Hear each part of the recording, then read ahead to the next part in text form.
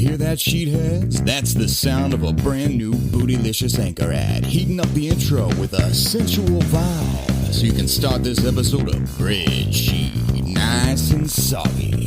Say, have you got ideas you want folks to hear?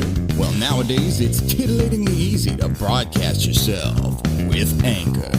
So download the free Anchor app or go to Anchor.fm to get started spraying your brain thoughts out into the ether. That's how I do it, monetization and all. And if it's good enough for Bossman, well, you know it's gonna leave you satisfied. Now why don't you slip into something a little more comfortable and prepare yourself for this week's edition of Breadsheet.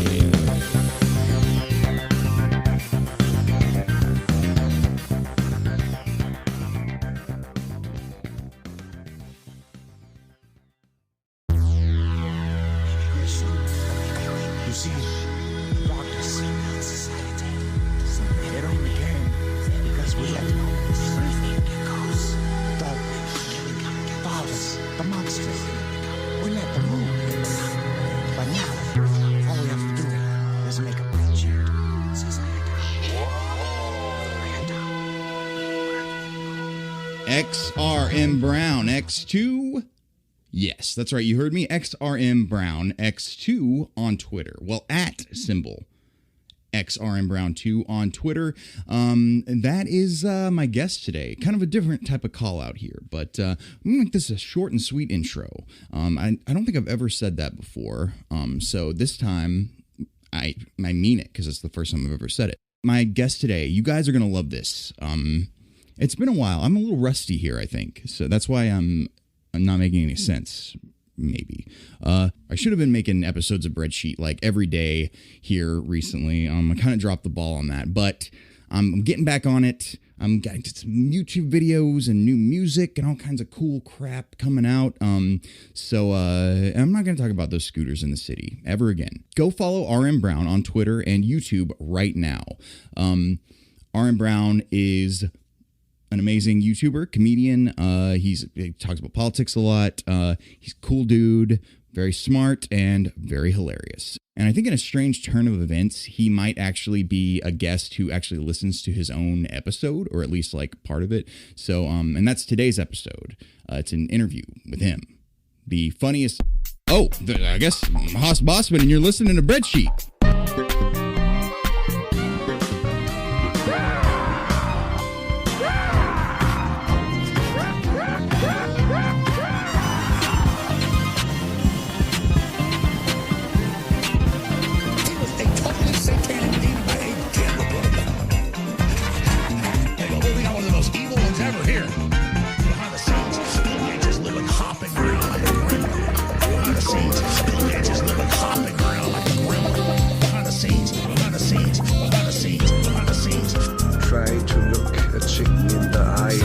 Great intensity. The enormity of their stupidity is just overwhelming. The enormity of their stupidity is just overwhelming.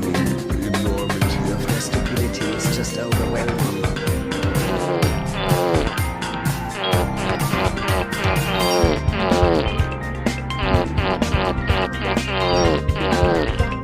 Is there such thing as insanity among penguins?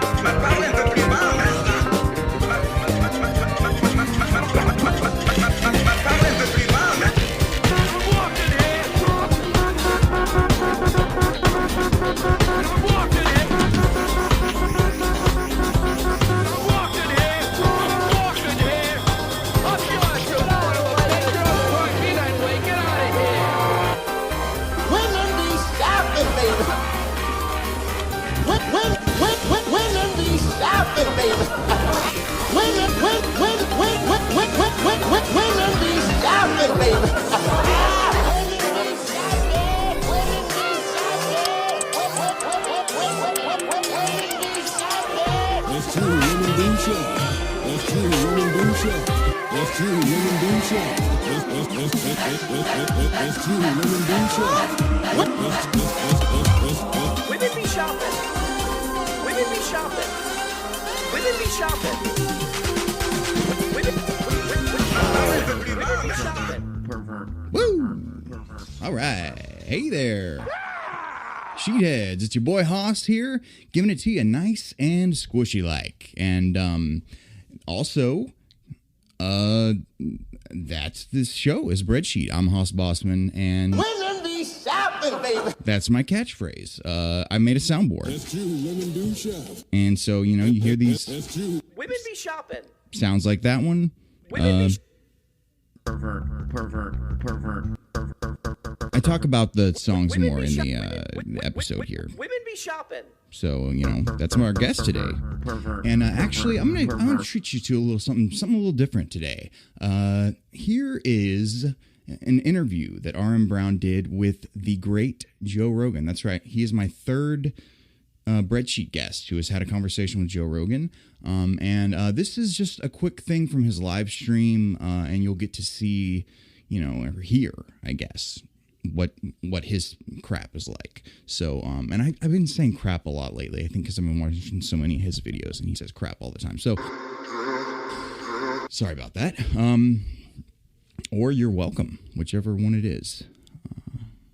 Okay, so here's his conversation with Joe Rogan. It's pretty cool. Who's this? See, who is this? Hey, it's Joe Rogan, man. This is Joe Rogan. Yeah, it's Joe Rogan from my podcast and various other crap that I be doing. That you be doing, okay. Joe Rogan, thank you so much for joining the show. Oh, yeah, no problem, bro. No problem, dude.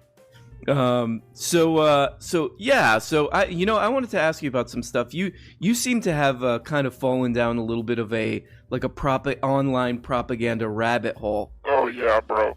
Boomer. We call it boomer style. Boomer style. Yeah, where I'm just like, oh yeah. So one thing that people were giving you a hard time about is that you seem to have fallen for the kind of like calling everybody a pedophile thing. Oh yeah, I like that. I do like that. Just willy-nilly throwing that around. Right. Because you... Yeah, I was talking about like everybody is a groomer. Everybody, everybody's trying to do pedophile stuff. Everybody. There's one around every corner, I say. You say that? Yeah, there's one around every corner. Okay.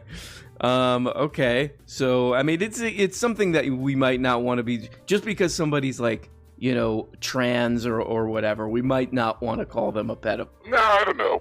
I'm willy-nilly with it. You know, I say, you know that quote? It's something like, do things first and ask for forgiveness later. I don't think that's exactly how it goes. Yeah, so I have that same philosophy, but it's just call everybody a pedophile, and then you have to prove you're not. Wow, that's a sort of a weird philosophy, I would say. I think it's a fairly normal philosophy, actually. I think it's sort of... You know who I think who said that? Who? Kant, maybe? The philosopher Kant?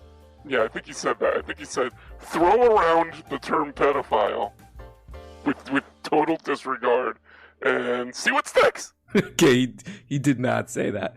But anyway, Joe, I wanted to... Hey, shut up! What's the matter? I'll give you a karate kick, you moron. You want a karate kick to the face? No, I don't. Well, you'll get one. You may not want one, but you'll get one. Okay. So I guess I wanted to ask you, like, you're falling for all these propaganda tricks. Where do you get your news from? Oh man, normal sources. Normal sources, like what? Can you name a few? No, let me think.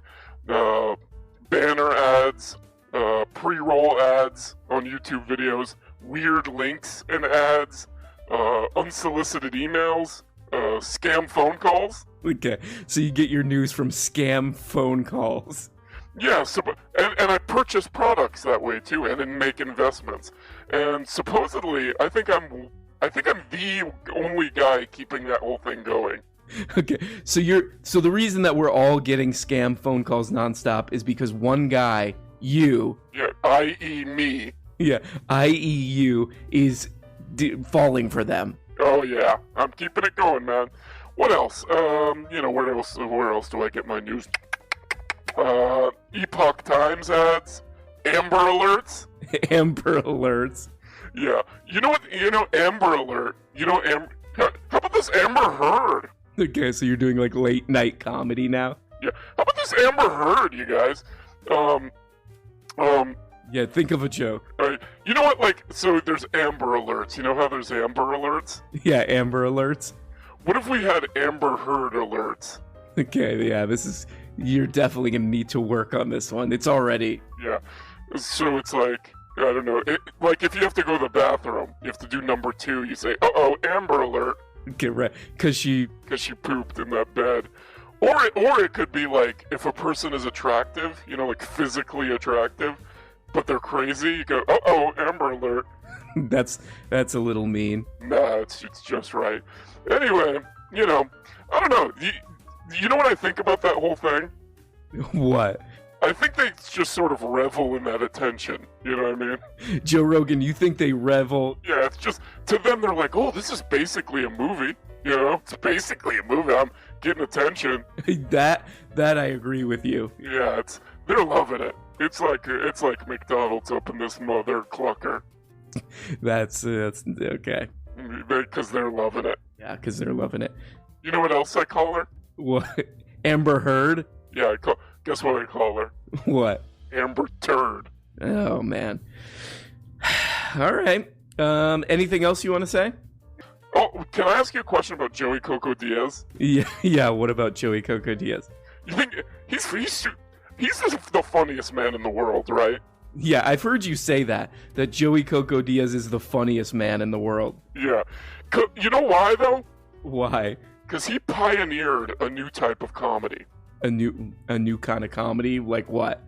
It's called, Joey Coco Diaz comedy is called, like, just sort of yelling. Just sort of yelling? Yeah, like, you know, he'll be like, homeless people suck, or whatever. Yeah, homeless people suck. Yeah. And he's, like, just yelling about it. Yeah, and that's great. You know, just very progressive. No, he's making progress in comedy with that. Yeah, exactly. He's pushing the medium. Okay. Well, Joe Rogan, kind of weird one. There he goes. He's gone. He's gone for good this time. He's not welcome back. Thank you so much, Man Meet Rana. Thank you so much. Thank you so much for that. There you go. And yeah, you can also listen to that stuff more by going to his channel. He's the best. All right. So that was RM Brown and Joe Rogan. Broing out. Yeah, I think people call it sometimes. Okay, so yeah, it's your boy Haas here. I'm back, and there's a little that was a little goof joke. And you can go back and listen to that again and go to places and hear it. I just heard that little Joe Rogan impression, which I think is new to RM Brown's channel, by the way. And I wanted to give you all a taste of how freaking awesome that dude is. That was a clip from his Hella Kick-Ass podcast, which he streams live every Friday Eve, I believe. So make a note of that. He improvs on that show, it's just called RM Brown Podcast, or the RM Brown Live program, or something like that. So go to subscribe to that on the podcast player that you use and all that stuff. And also, of course, his amazing YouTube channel. That's his main thing, RM Brown on YouTube. And his videos are more scripted and even more hilarious than what you just heard there, and anything you could possibly imagine. So here in just a minute, I'm going to play his theme song, which took me way too long to make. I think when the guests are actually going to listen to their episode, they say things that indicate that to me, I wind up spending forever on their songs. So I'm going to play that theme of his in just a minute here. So it's going to be a lot of RM today. What's in the news? I'm saying crap a lot more now. I recommend it if you want to say it. People don't really say it that much nowadays, but it'll set you apart if you start saying it. So it's like when I met my buddy Stace back in high school, I immediately noticed that he started using the word turd. Or I started noticing that he was using the word turd with some frequency, and it hit my ear really weirdly at first. Turd was definitely dormant for a good while there, something no one over the age of 5 would say in my life. But then I eventually adopted it myself, and now I call things turds like it's going out of style. But it's not. George Carlin had a joke about that about the word turd in probably his most famous bit, the 7 dirty words you can't say on television. Turd is another word you can't say on television, turd. But, you know, when you get right down to it, who wants to say it? I don't even care if I ever hear that one again. I would like to see the baby. I'm just gonna fast forward here, and I'm gonna release this tonight because it's been a long time coming. Okay, so let's see here. I'll give y'all some Haas news here coming up soon. Actually, let's do like the quickest edition of Haas news right now. And it'll be really short. So here we go. It's Haas news. There it is. It's news from Haas about Haas. You can listen to. It's a Haas news.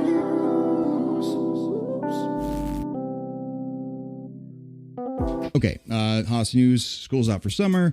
I'm trying to get a bunch of YouTube videos and podcasts and a bunch of stuff done and start playing shows again this summer and all that stuff before the school year starts back. So expect a lot more bull crap from me coming up here soon in the coming months. And Max and I, we played our first show in a very long time. First live performance I'd done in forever, years actually. So, also I got a new guitar amp that you're going to hear in a minute with the RM Brown song. And Haas news, I'll save the real juicy stuff for the mini-sode, which is going to be the next episode. I'm going to release it real soon. Actually, I'll record that stuff after this intro here, and then I'll like sit on it for a few days. That's what people do. I think professionals, they do that. They bank stuff. And I'll talk about that also, this neat little piece of music made by Monster Ram, and I can reuse the theme song that way. This cool thing with some stuff that's synced up, but I'll get to that in the mini-so coming up next, because you want to hear this interview with RM Brown. Let's start making our way to that theme right now. Yes, there we go. Okay, I'll just list out all my crap. Okay, so just meat and potatoes here. Find all my crap at www.haas.fun. I'm either at Haas_Bossman or just at Haas Bossman, all one word, on pretty much all the social medias. Underscore on Twitter, Instagram, and Patreon. Support me on there. Oh, I had to go to the emergency room a couple weeks ago because I thought it was paralyzed. So that's going to be, even though I have health insurance, that's going to be a whole nother money bull crap thing.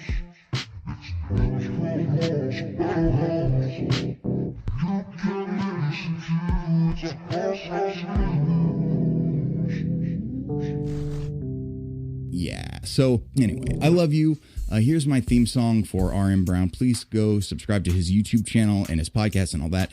And I promise you will be happy that you did that when you did it. So again, he is XRM Brown X2 on Twitter. And he also has a Patreon at patreon.com/RM Brown. And his YouTube channel and all that other stuff is linked in the description, and it's called RM Brown. Be Shoppin is the name of his song. This is what took so long. I know it doesn't seem like it would take that long, but, you know, music is an art form, and you can't rush it. That's how that goes. Women be shopping. Hey guys, it's me. The internet's most perverted video pervert at your service, milady.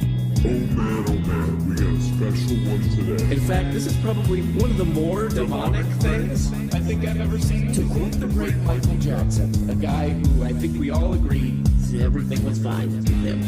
You might want to look in that mirror.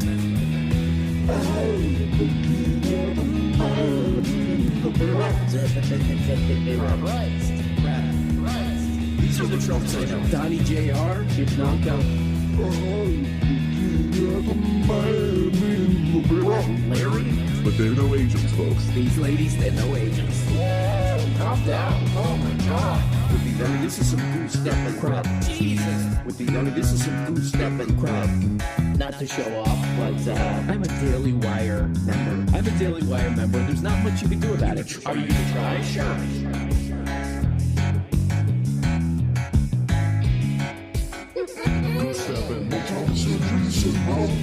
Oh yes, it's ladies night. Feelings right. ladies, like, you know, there's a lot of this going on. Don't show me the strength.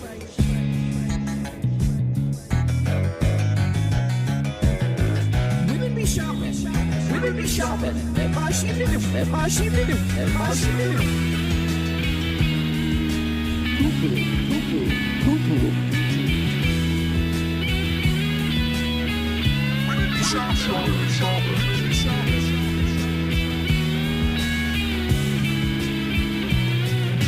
Guys, I don't know if you know this, but I'm conservative, okay? And I believe in three things. God, guns, and shooting at God with guns. Shooting at God with guns. Stop looking at my kids, bro. Oh, it's me, Joe Apatow. It's me, Marty Scorsese, bro. It's me, PTA. Paul Thomas Andreessen, bro. I heard you've been buying these Porno cards. That's on YouTube. So those things aren't always scams. Wow, that's good to know. I'm gonna start responding to those things. Yeah, I guess if it's like a music shop you are familiar with, then Yeah. If it's local, it's probably less likely to be a scam. I know there's like a record store where I live that does stuff like that, and I actually do respond to those. Those are legit, I think. But if it's some like scammy, if it's something that looks like a scam, it's probably a scam. Yeah, that's the internet. Fortunately, usually people who no problem.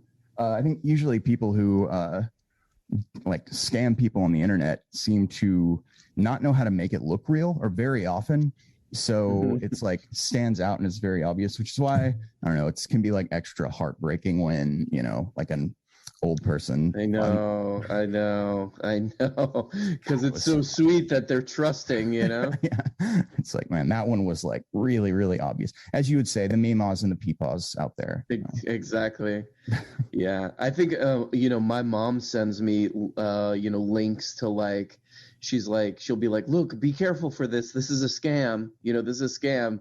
So she's kind of a meemaw. So I feel like she's shocked that there's scams out there. You know what I mean? So she's like half a step ahead of the meemaws. That's nice.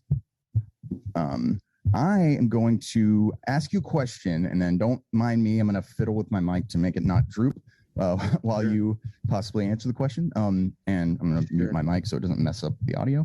Well, first of all, thank you so much for joining me today. Yeah, no problem. And I found your channel some kind of recently, like a few months ago, and really like one of the like funniest, especially just like political channels, in my opinion. Thank you. That I found, and and so I'm like interested in your background. Both, I guess I'll start by asking kind of political background stuff. Like I know you often say you live like somewhere in Texas now, right? Mm-hmm. Yeah, I live in Austin. I grew up in Miami, and I guess how I became interested in political stuff was, I kind of grew up during like the W. Bush years, and it's funny because people say now they're like, well, everybody's so political now because of Trump, because Trump became president or whatever, but people were openly talking about politics all the time during the George W. Bush years in the same tone. It was the same, like, how did this happen kind of stuff with George W. Bush. I think it's just maybe because there wasn't really social media didn't exist as much during that time. People were just like unable to, or it was less common for people to be talking about it on social media all the time. But as the way I remember it, people were just as concerned, and so that's sort of where I became aware of that stuff, and the shock of them openly lying about the reasons for invading another country and all this stuff. So that's it was unavoidable in the same way that it was now. So and then I became, from there, I was in school, so I was really searching out, just ways to understand what was going on. So, I discovered writers like, like obvious ones like Noam Chomsky, but I also had pretty good political science teachers in college who, there was a teacher who actually showed us the movie Hearts and Minds, which is, I would look that up, but that definitely made a big impression on me. And like, political documentaries, like there was a movie I really liked called Crisis, which is kind of it's like a behind the scenes, I think it was called Crisis, but it was behind the scenes of like integration in colleges. And it had like, I thought it was just interesting because it had behind the scenes footage of like JFK and stuff like that. But yeah, I was kind of just like seeking out stuff to try to understand. At the time, I was really into this philosopher, John Gray, who he's kind of he's a pretty smart guy, but he's kind of a pessimist. His whole thing is that, it's like basically impossible for humans to make progress. I don't know if I agree with as much as what as his stuff as I did then, now. But yeah. Well, that's a long answer, but it was just during that time. I think anybody who was paying attention was kind of searching for ways to understand what was going on. Yeah, for sure. I'd say that's about when I became politically aware also. So, Yeah, it seems like we're probably the same age. So yeah, you were probably paying attention. Yeah, I'd say I was, I think it was when 9/11 happened, I was 12. And the thing I always say about 9/11 that's like really, I don't know, kind of interesting from just my perspective on it is like, I was just old enough to realize like, this is a crazy big deal, obviously, just the way people are reacting to it around me and seeing it. But like, also though, like, I wasn't quite old enough to grasp the gravity of like, we just woke up one day and that was happening, like that. God, nothing like that has ever quite, there have been a few things that I've compared to 9/11 that obviously giving the caveat of it's not nearly as bad, but like moments of like seeing like my reality, like sort of upset a little bit. Like there was a lot of moments like that with Trump. Is that something you like, is that something that you like, I guess a feeling that you can relate to, like, like I said, obviously not as bad, but that sort of like reality shattering stuff. Like, I don't know, over since then, can you recall any moments like that? Oh, like 9/11. Well, I was going to ask you, do you remember where you were on 9/11? Like when like the day that was going on? Yeah, I was in school and like, I remember like who told me. And I remember when I like, people were acting kind of weird as I was like walking down the hallway to my next class. Oh my God. Yeah. Like somebody said, something horrible just happened. And it's, one of the teachers or parapros or somebody was like, I was like, wait, what's, or somebody asked me like, have you seen the news? And I was like, the news, that's kind of like general, right? And like, they're kind of vague. And they were like, no. Then a teacher said like, the terrorists hit the World Trade Center. And I remember not really knowing what a terrorist was exactly. And not really knowing exactly what the World Trade Center was either. I was like, is that the Twin Towers? Or, like, that's how kind of like ignorant I was going into that. That's heavy stuff for a 12-year-old, terrorism and all this stuff. But yeah. I don't know, to actually answer your question.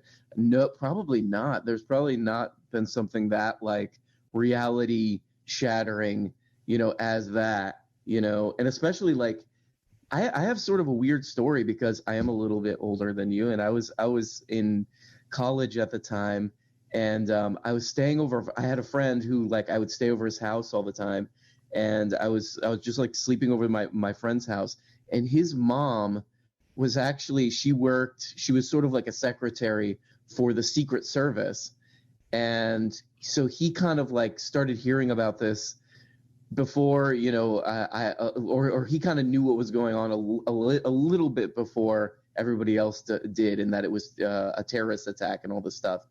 And yeah, so it was extra weird, and he was like, I was sleeping, and he was like, you got to wake up, and I like wouldn't wake up, so felt kind of bad about that. But yeah, I do remember also, you know, the time after that, like people all grappling with it in their different ways. Like a lot of people were thought there was some apocalyptic thing happening. You know, there was a lot of that kind of talk, but yeah, it totally dominated, you know, the news for a long time. And yeah, it was just like a total shift in everybody's, you know, like the tone of everyday life, you know. Yeah, it seems like up until, and you know, and this like my really around like 12, 13 is when I started getting really into like political punk music. So, you know, that like kind of sped up my like, you know, social awareness, I guess, in ways. But yeah, I mean, it's kind of hard to imagine like the shift of, you know, if you were kind of aware of politics and the news and stuff, which if you were in college at the time, you would have at least been to some degree. And then like seeing, I mean, it just must have been so easy to ignore politics before 9/11. Just like think like, whatever, Bush, he sucks, but it's just another dick in the office, you know? Yeah, exactly. It was impossible after then. And I remember there were like, there was a lot of sort of articles and I think there were even books that came out with titles like why do they hate us and stuff like that, you know? Like it was just like people were like, oh man, like, you know, like where did this come from? There was a lot of where did this come from kind of stuff. And I think like probably a lot of people who you're right, like didn't care about politics were like, oh man, like, you know, how did we not know about this, you know? Yeah. Which is, yeah, kind of weird. Yeah, most definitely. I mean, it, you know, I guess like the time between then and now, you know, have there been, I know like some people I've interviewed have actually a good bit of people I've interviewed kind of like they got into leftist politics around Occupy. That seems to be like kind of, you know, that was like the seeds of Bernie Sanders and people being at least like, you know, to the left of what was kind of in the Overton window before. Yeah. What was there? Were you like active in Occupy or, you know, any other kind of stuff between then and now, or have you kind of drifted leftward over time? I was not really involved in any way with Occupy.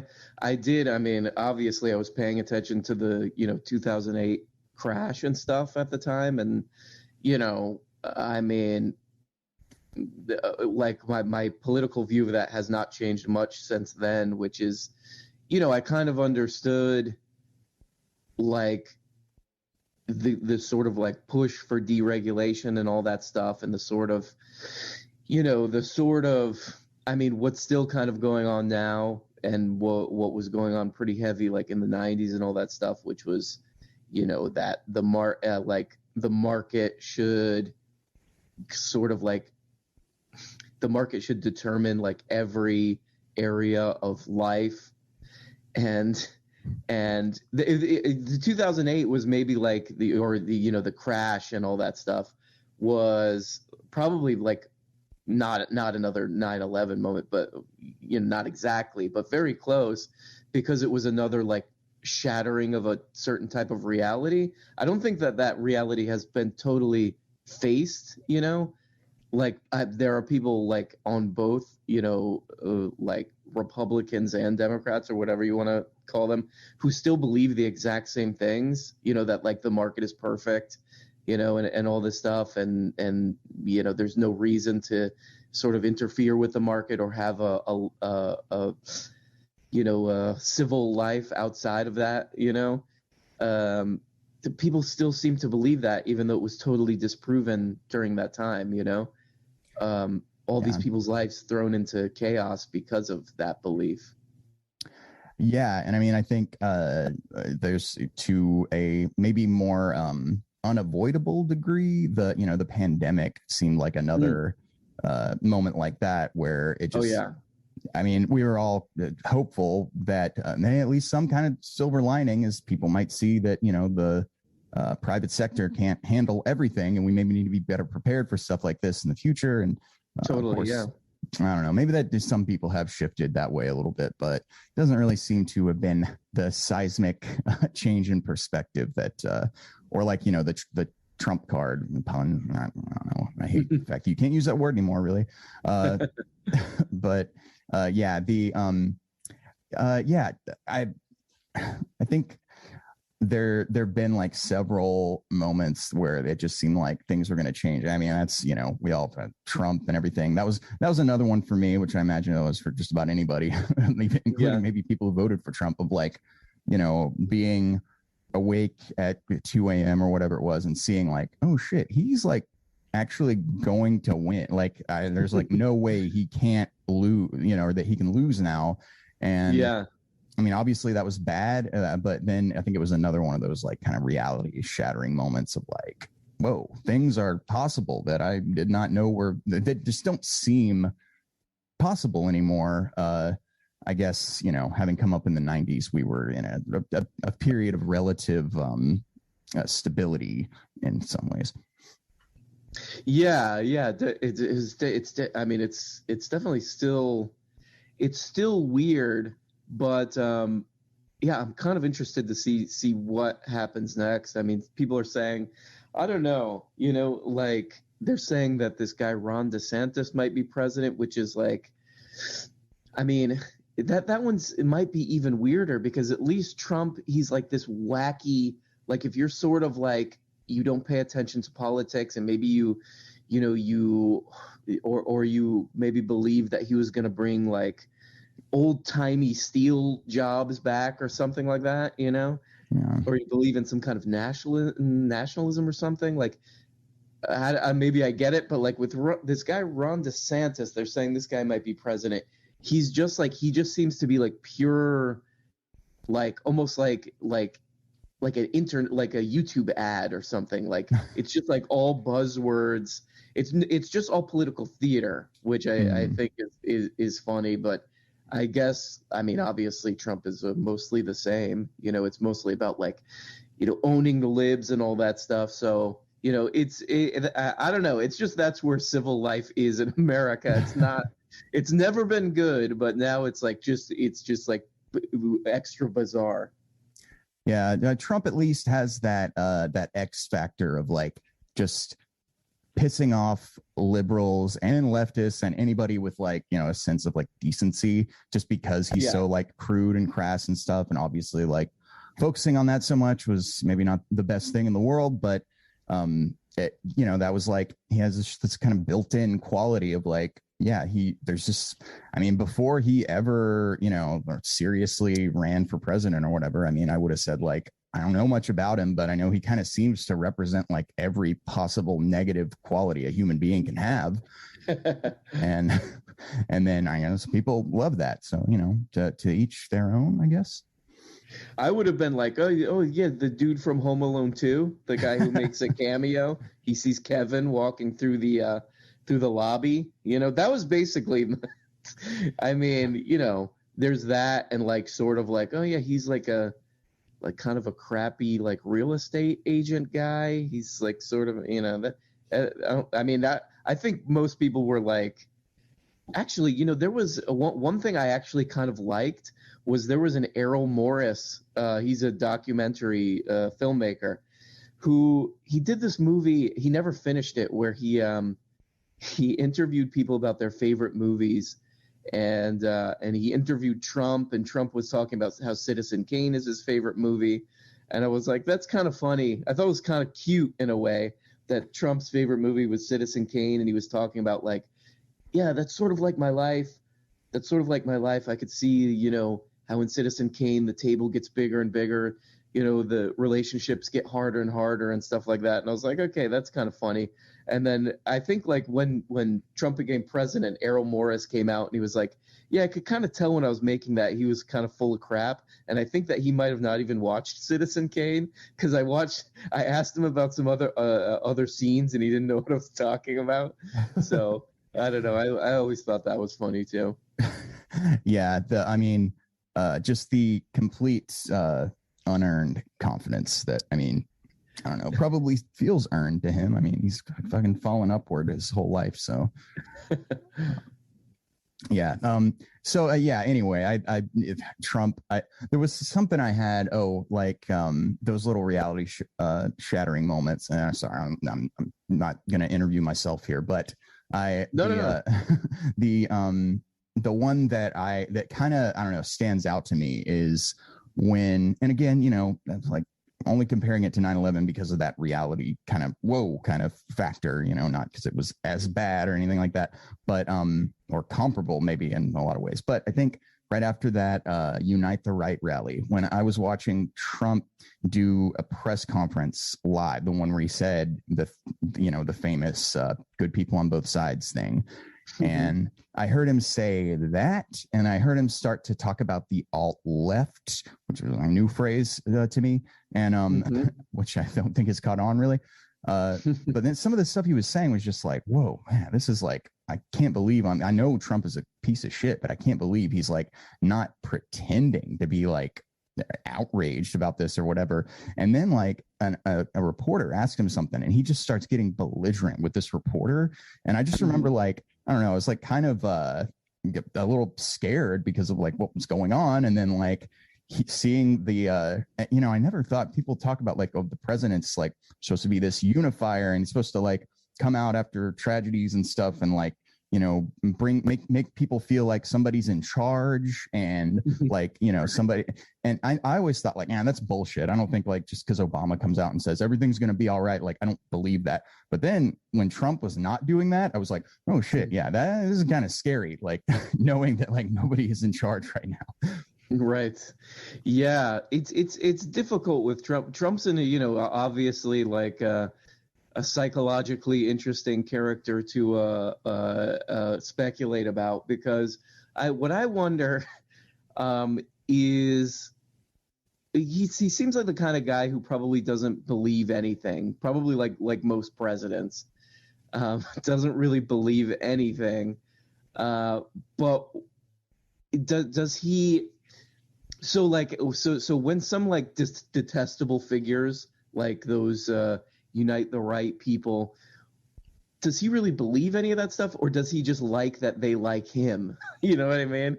Like, I think there's a lot of like, if someone likes him, he's down, he's like into it, you know, which is, you know, it's just like, I think that kind of drives a lot of people like him, you know, and you know, there are people who are better at hiding that kind of stuff, but he's not. And I think that's like a big driving factor for people like that, is just like, do they like me? Then yeah, he'll just literally like adopt whatever they believe because he's like, he wants an audience, you know what I mean? He wants an audience of adoring fans.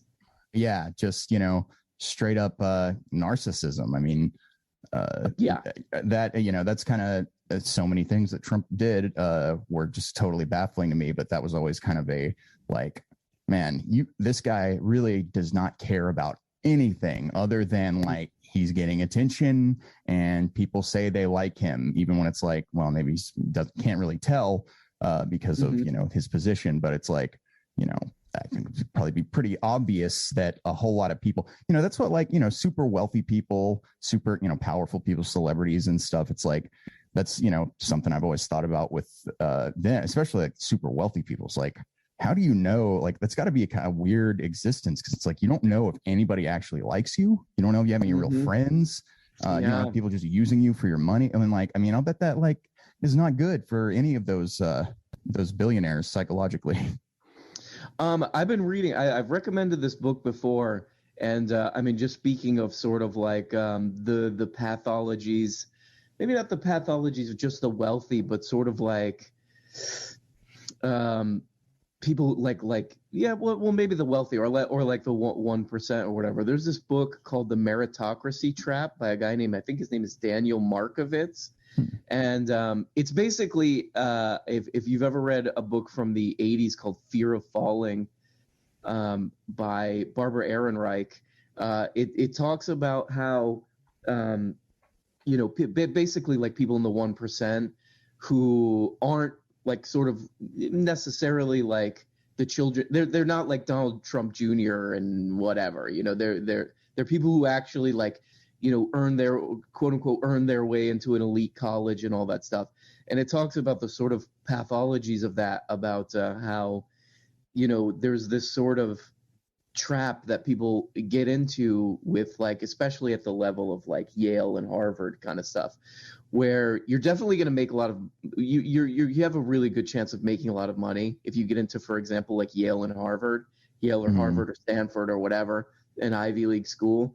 But now you're kind of in this weird trap where you have to invest a bunch of money in your children so that they don't fall down the caste system. You know what I mean? And so in addition to like what you're saying, like that you when you're sort of, like to quote Tucker Carlson, like an elite, you never really know who your friends are. I think it's even worse than that. Not only do you never know who your friends are, but you're also in constant competition with everyone. Yeah. And we're talking about just like one rung down from the Trump level. You know what I mean? Like for that, of course, you don't know who your friends are because, like, especially if you're Trump, because everybody's there to like make money off you, like get fame off of you and do a scam off of you. But even like the people who are working for Trump or who have, jumped through all the hoops, like run up the ladder to just be in that circle, are sort of like in a very weird position where you really don't know who your friends are. It's sort of, I don't know. It's something I've been thinking about a lot lately in terms of like a sort of winner take all kind of society that it's not a lot of fun. It doesn't, especially at that level, it doesn't seem like a lot of fun. And in this book, he cites these interviews where people say things like, I would maybe take a little bit less pay or whatever if I could have more free time, stuff like that. So yeah, I don't know. It's just the whole I don't know, the whole way we kind of think about success and stuff is a little weird. And I think people like Trump represent a weird like mutation of that. Yeah. But so does Obama. And so does, a lot of people. Yeah, I'd say like just about anybody in a to get to those like positions of power, it's like how the way that people wind up being, multimillionaires or billionaires or whatever. I always look at that and I'm like, I mean, the amount that you would have to care about having that much money to get that much money is like something completely foreign to me. Yeah. You know who I think about a lot while reading that book? I do recommend. I mean, it's interesting. I think about I think Pete Buttigieg is a good example of that. Like people always kind of make fun of him for being this sort of for almost like not having a personality. Like I remember during the primary, he actually I think he might have been in Texas, and he just sort of started adopting a Southern accent when he was doing a speech. And a lot of people, like literally their personality becomes like they become a product almost. And I think he's a good example of that. But yeah, no, like you were saying, like you have to really care about it.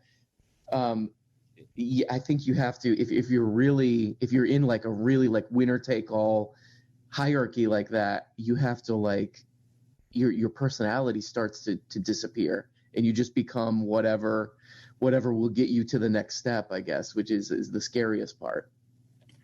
Yeah. I mean, that somebody meant, are you familiar with Chris Ryan, the guy that did that like Sex at Dawn book? Yes, I've read that book. Yeah, I really like that book, and I like his, he has a great podcast called Tangentially Speaking, and he and then more recently, past couple of years, he put out a book called Civilized to Death, which I love those sorts of like I don't know, like third way of looking at things, sort of analysis. Yeah, sort of like pop, or what would you call it? Pop science sort of stuff. Yeah, and this book is about like how basically like what are the costs of civilization, and what are we like he has a lot of great metaphors for capitalism, and that's like kind of one of the things he talks about is how like if the people at the top aren't even really like winning this game, I mean, technically they are winning this game, but it's like really, it's more like a casino, like that the house wins no matter how high up we get. It's like, the institutions and, the institution of capitalism is like really what is sort of almost has a mind of its own. And that's what's like coming out as the winner, as opposed to like who we look at and think of, the Jeff Bezoses and whatnot as being the winners. But it's like, it carries with it all of these issues like what you were just talking about with those books.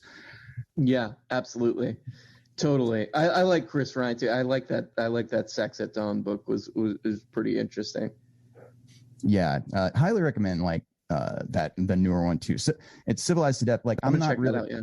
I'm not a I'm not like polyamorous or anything like that, so like I found Sex at Dawn really interesting as like an anthropological sort of like, study or, just sort of different view than maybe the mainstream anthropological view of like prehistory, but like in terms of sex. But the stuff that I really like about that book is the stuff where he starts to get into that kind of talking about like agriculture and how that like changed the course of human history, and how, and that's sort of what this kind of expounds upon a lot of those things in this like kind of bigger in that. Have you read any of David Graeber's books? I know people are always recommending him and he just came out with a book called The Dawn of Everything before he died, actually. Have you read any of those books? Just Bullshit Jobs. Oh yeah, Bullshit Jobs is great. That might be my favorite of his because that one hit. Actually, I think that book might have kind of put him on the map because it was sort of a pop culture phenomenon. That book, I remember when it came out because so many people were like, "Oh yeah, like I don't really do anything. I don't really do anything at my job." And at the time, I think when that came out, I was actually working. I should probably not say the name of the company, but I was working for a big kind of old school corporation. I was like in a cubicle and all that stuff. And I think that's when that book came out. And that book literally, like, there were people who would show up to that job like wasted. Like most of us worked probably like we were there like 9 hours a day, and maybe we worked like 1 or 2 hours. And I was like, damn, David nailed this one. Because there's so many people in these sort of like white collar, not really great paying jobs who, don't really do anything all day. Yeah, I think that this is something that is sort of touched on in Civilized to Death as well. But like, that book, David Graeber, it's awesome writer. I really, really love just like his writing style and stuff. And definitely I was like right after I finished reading that actually is when he died. So yeah, I definitely want to like get more. I watch his like lectures and stuff on YouTube all the time. So I've seen like, I guess kind of a cliff notes of where he's like giving a lecture on the Debt book. And there's a lot of really good stuff of him on YouTube actually. But I was just saying that, this idea that like, we, instead of like using the progress that we've made with like automation and whatever, like and I mean just like improving technology in general, like instead of using that to like make people's lives better, like socialists and leftists might suggest it's like being used to do things like create bullshit jobs and like exactly, yeah. I mean, if we're gonna sorry, go ahead. No. I think you're exactly right. I think that's it. Totally right. I think that might tie into the meritocracy thing, because I think people are like, I mean, like I was just looking at the other day, like hours. Sorry to interrupt you, but I got a message that said that this meeting is about to end. I don't know. I thought that two people weird. In a meeting would be. Do you mind if I just like start a new one and send you that link real quick? No, go for it. Go for it. My phone was being crappy and cut in my meeting short, so I had to restart them a couple times. There's one more stitch in the video, and if you can find that one, tweet at my ass at Haas_Bossman. or get in touch with me in one of the thousands of ways you'll find that. www.haas.fun. Tell me the timestamp, and if you're right, I'll Venmo you $5. $5. Okay, now back to my interview with the shock jock of the left, Mr. R.M. Brown. R.M. Brown. Your political background and stuff, like, kind of gone over that pretty well, I think. And what about like do you have like a background in stand-up? I mean, I know you say you do stand-up, but was that something that came along after doing the YouTube stuff, or like how, I don't know, how did you get into doing comedic stuff? So I live in Austin. I've lived here a long time, and there is like a comedy scene here, but it's mostly like, you know, it's not like New York or LA where people are trying to like make it a profession. It's mostly just people who are like, hey, like I'm cool with doing comedy to like 10 people, and most of them are my friends and stuff like that. You know, I've known people who have moved to New York who have become fairly like serious professional comedians who I really respect, who I guess quote unquote started here. But I did kind of go really hard. I never wanted to be a stand-up comedian. I never had any desire to do that, but like I really liked you know, I was friends with them. I was friends with a lot of stand-ups, and what I would do like I don't know if maybe this is like people might not know, but like I remember Eugene Merman used to do he used to do like these like little like written gags and stuff, and I would do stuff like that. Like I would write an episode, or I write a scene from like, you know, whatever, you know, an HBO show or whatever, and have people come and act it out on stage, and it would just be absurd and stupid. I would do stuff like that. And you know, it's such a small community for comedy here that it was just like people were cool with that. You could just basically do whatever you want. So, but there's definitely like a, you know, I don't know, how would I describe this? It's definitely like, you know, people who stay here and do comedy, it's just like you're basically you're sort of in the rotation of kind of doing the same, doing it for the same crowd, which is fine. I think that's probably a much better reason to do it than trying to get famous or get a show or something. But I was just like, let me try something else, you know, during like pandemic times, and I was like started to upload, you know, this stuff, and I don't know, it just felt obvious to make it funny, you know. Yeah, I mean, it seems like a kind of natural thing that you do. And I mean, in fact, like you're so prolific. You know, including the Patreon. Don't you like, you do like a video every single day, like 7 days a week? Well, I think when I first started, I was doing 7 days a week. Now I just do 5. But yeah, that, I think that was like one of the big reasons I started doing the channel too. I wanted to see like how you get suggested, you know, like how you get into the algorithm. And I think that's a big part of it, is like having like a really consistent schedule. And I think, I think that's I don't know if that's the main part. I think probably a lot of it is luck getting into the algorithm, but because there are people who I do know who upload every day who never really, you know, it never really caught as much fire, but I think that's one of the things, one of the keys. Mm-hmm. Yeah, I mean, yeah, people always say that you got to upload every day, or you know, as often as you can. Just keep like a regular schedule. And I guess the big exceptions to that are like, you know, the big like BreadTube OGs that come out with like a video a year, like H Bomber Guy and ContraPoints and stuff. Yeah, it's sort of like, that almost seems like a better way to do this.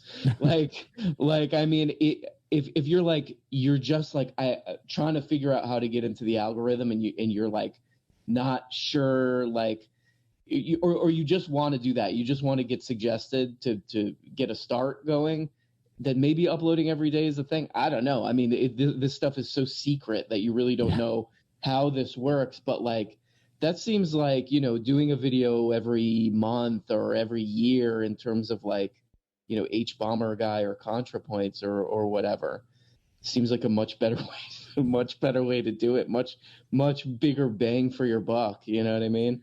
Yeah. I mean, it's like, I think something I remember seeing something about or hearing something about like how, you know, they, because they have such a huge subscriber base, that actually is like a better, like releasing a video, like a really long video every few months or whatever is like a much better model for them, just because of the way that like, it will show up in your recommendations if you're subscribed to them better. And I don't know, that's supposed to be, but you know, they're in a kind of a special situation, like Quentin Reviews. Do you know Quentin Reviews, the YouTuber? No, never heard of him. He's, you know, he's not like political really, but he just does these long, like lately he's been putting out these like 5-hour videos that he puts out like twice every couple months or whatever, that are just like these big long retrospectives on like TV shows and stuff, kind of Jose style. Wow. What kind of stuff does he review? Like what's like the last thing he did?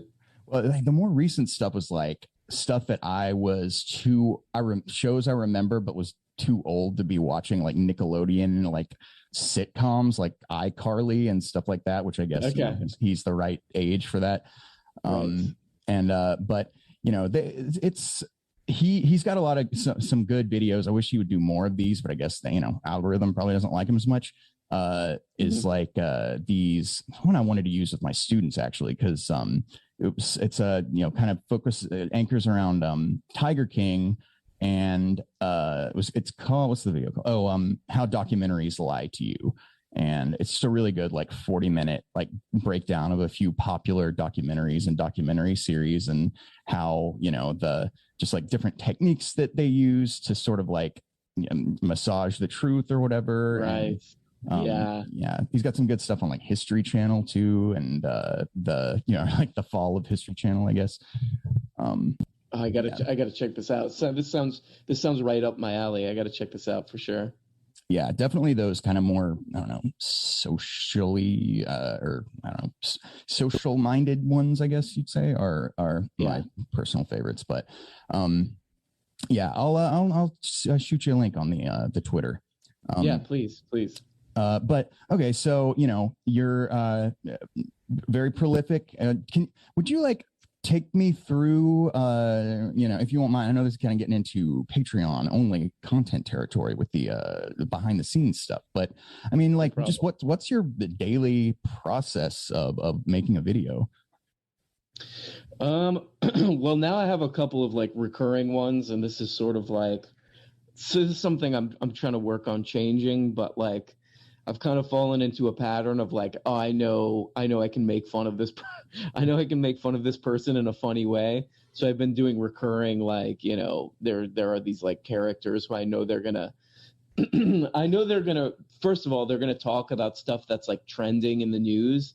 So I can like kind of talk about that through them, you know, but I also know that they're going to have like a just completely backwards take on it. So I can make fun of that too. So it's like, you know, it's like a one shot, like very easy, low hanging fruit thing with a couple of these characters. So I have those are like easy. I've been going to that a lot, just because not because really out of like laziness, but just because it works, like it just works, you know? So I usually there's a couple people who I look at and I'm like, what are they saying? And then I just honestly kind of like, I guess it's mostly like to create something interesting, there has to be some kind of tension or something, you know, like, so it's like, is there someone saying something, or is there some kind of narrative on a story that I think is like misleading or something? And then I'll look into it. and it does make it hard to do a video every day and be like really trying to get deep on like research with stuff. So I have to like rush sort of to do that.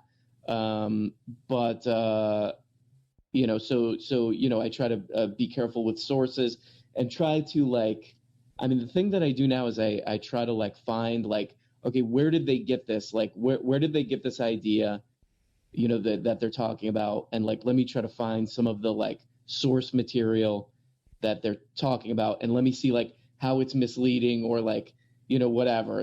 I do a lot of that. And then I try to write jokes, you know, sometimes. But, you know, I don't do like a Hassan Piker thing or an H3 thing where I'm just like turning on the camera. Like, I heavily edit the videos. Mm-hmm. So, which I like, I love editing videos. So like I can cut them to look funny and stupid, you know? So that's pretty much the process. Like, I try to find something that's interesting where there's some tension between what I believe and whatever is being talked about. And then, try to come up with some jokes, and then try to let the camera run a little bit and cut out the funniest stuff. That's pretty much it. Okay, so you don't really like, do you sort of like prep the episode more so than like actually write out an episode and then just kind of like react in the moment and then just cut it up to be, you know, the best parts of those reactions? I usually, you know, like it's like a combination. Like, I try to do some like, you know, improvise stuff, but I find that I'm not that good at that, you know. Like, a lot of these guys who just let the camera roll and they get like really funny stuff out of that, I'm pretty jealous of that, because they probably spend you know, or they probably spend a lot of time doing research and stuff, but you know, there's like a natural flow to that. For me, it's like, you know, there's like at least like an outline, you know, or something like that, and then I really heavily edit it. So, you know, it's way more. I'm like you were talking about the documentaries being misleading.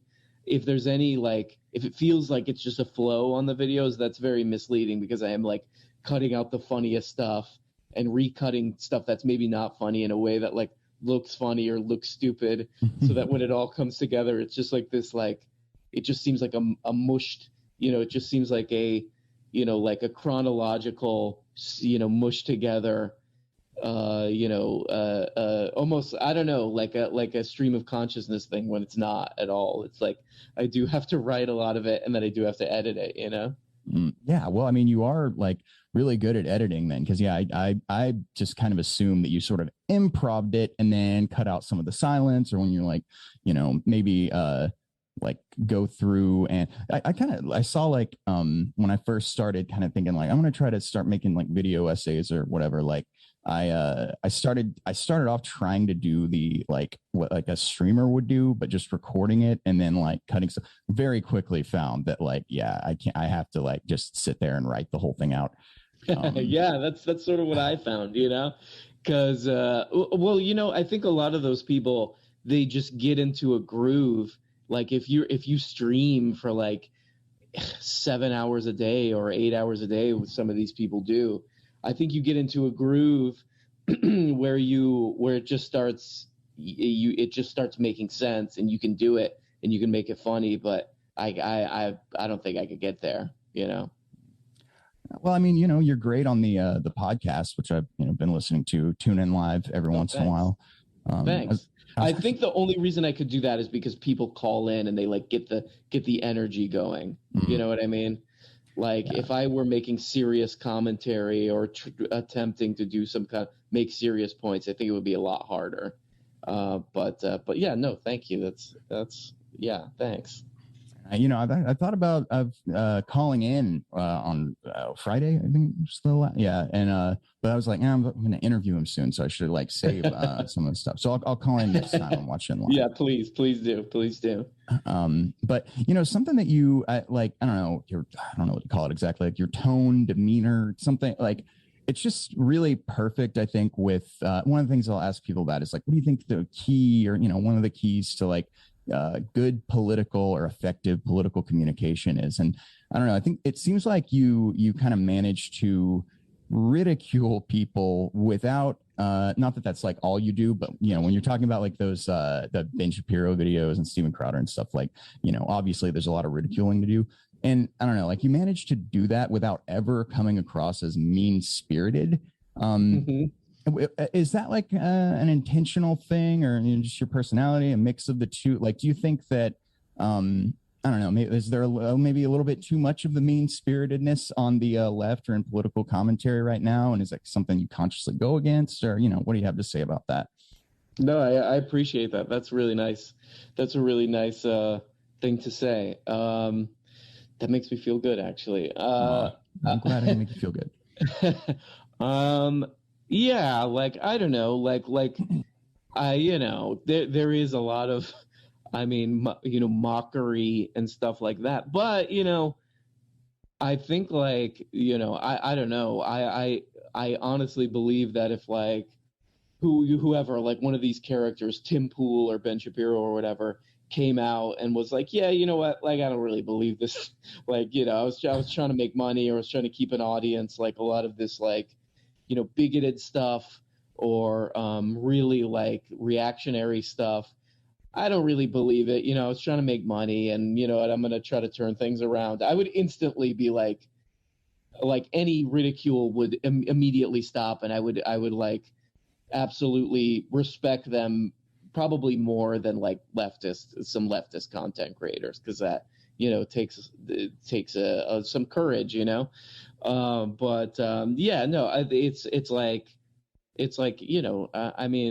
I think these people should expect to be made fun of, and for people to say like, yeah, like, like if you say some bigoted stuff, or you're, like doing like Tucker Carlson stuff, like people are going to have a problem with it, like, it's not shocking. Yeah. And I think that being able to walk that line, I know something that seems difficult, but I don't know if it comes kind of naturally to you, just like this sort of, I know it's like sometimes you'll start to kind of say something about somebody's appearance and then just be like, no, we don't do that here. Which, yeah, I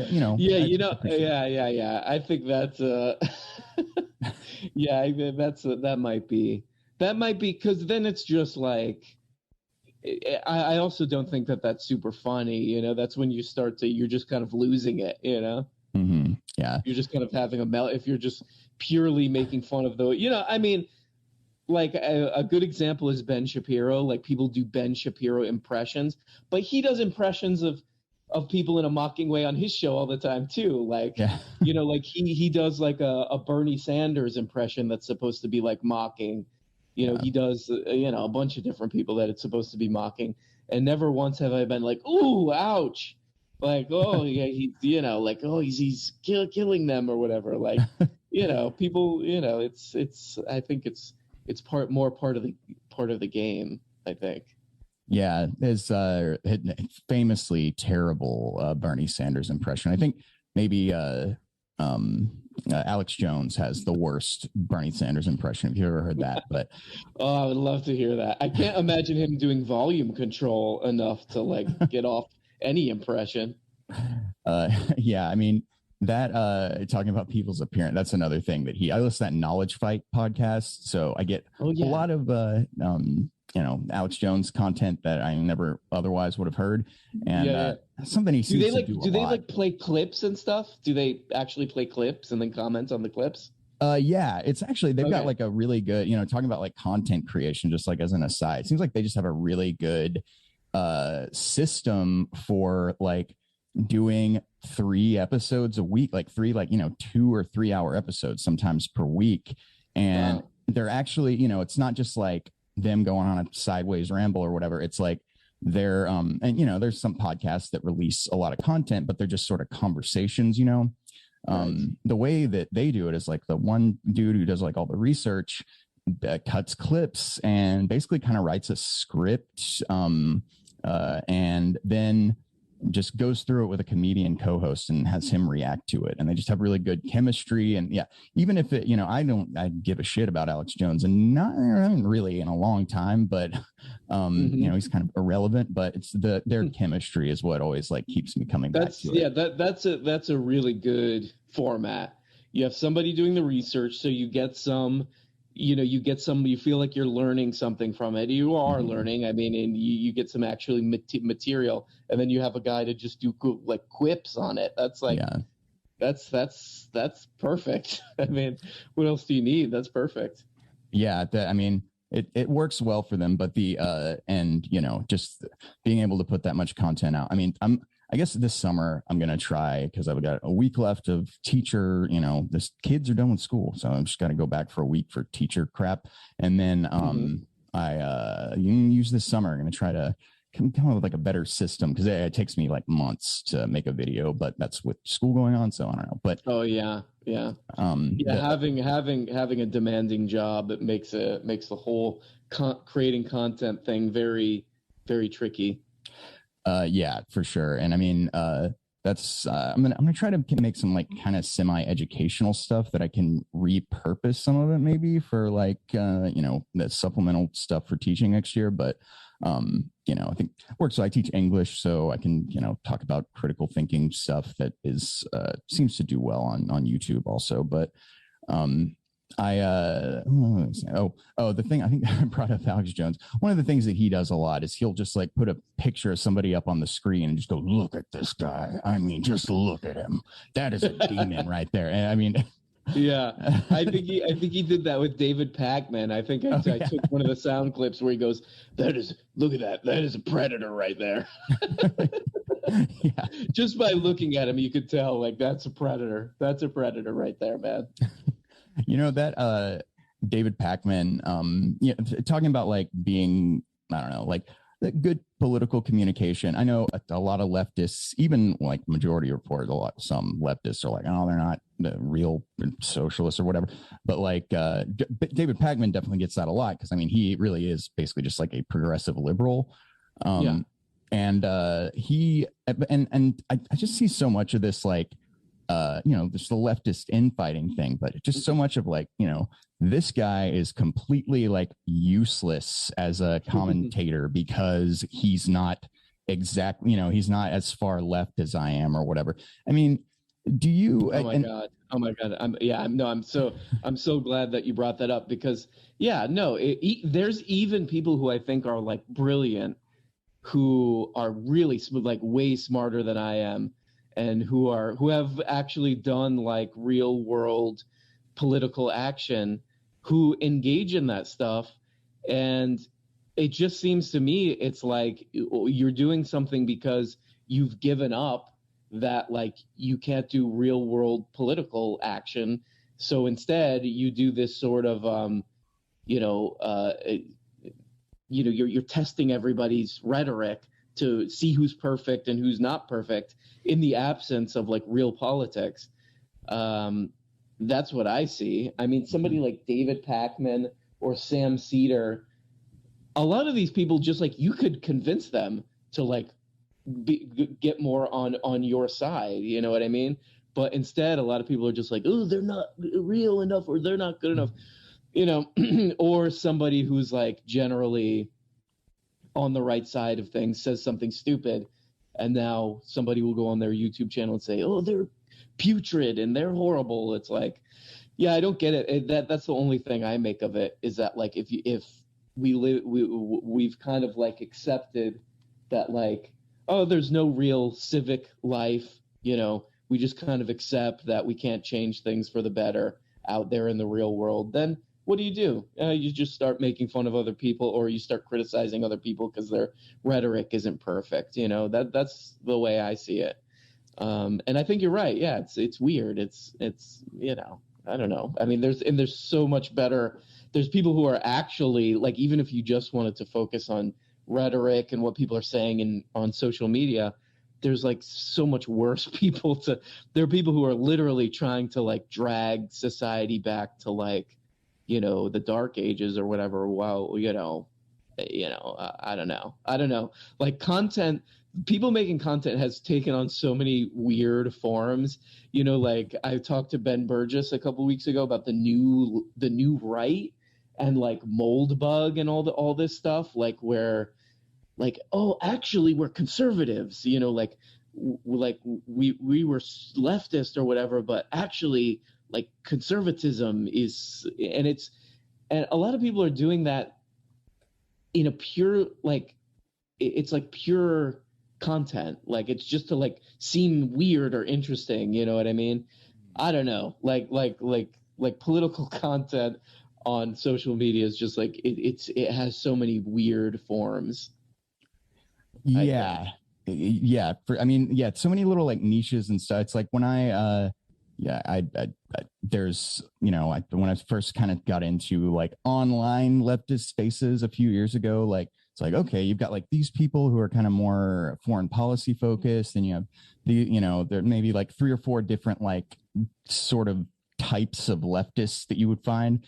And now it's like seems to be just like a whole bunch of different little like factions of like, okay, well, we are like, I don't know, there was like a time when it would have been like pretty much Abby Martin was the like anti-imperial, like people like Abby Martin, kind of this anti-imperialist focus. And then, then people like, the Gray Zone and some other folks, Jimmy Dores of the world. I'm not really afraid of like burning that bridge or whatever. But that's just, it's like before there would have been like, I don't know, that they would have seen like eye to eye, but now there's like even divisions among, I think, a lot of the people I would have seen as being like kind of, coming from the same direction. And I don't know, it just seems like such a terrible way to try and do politics. Yeah. Well, it's bizarre because it's like,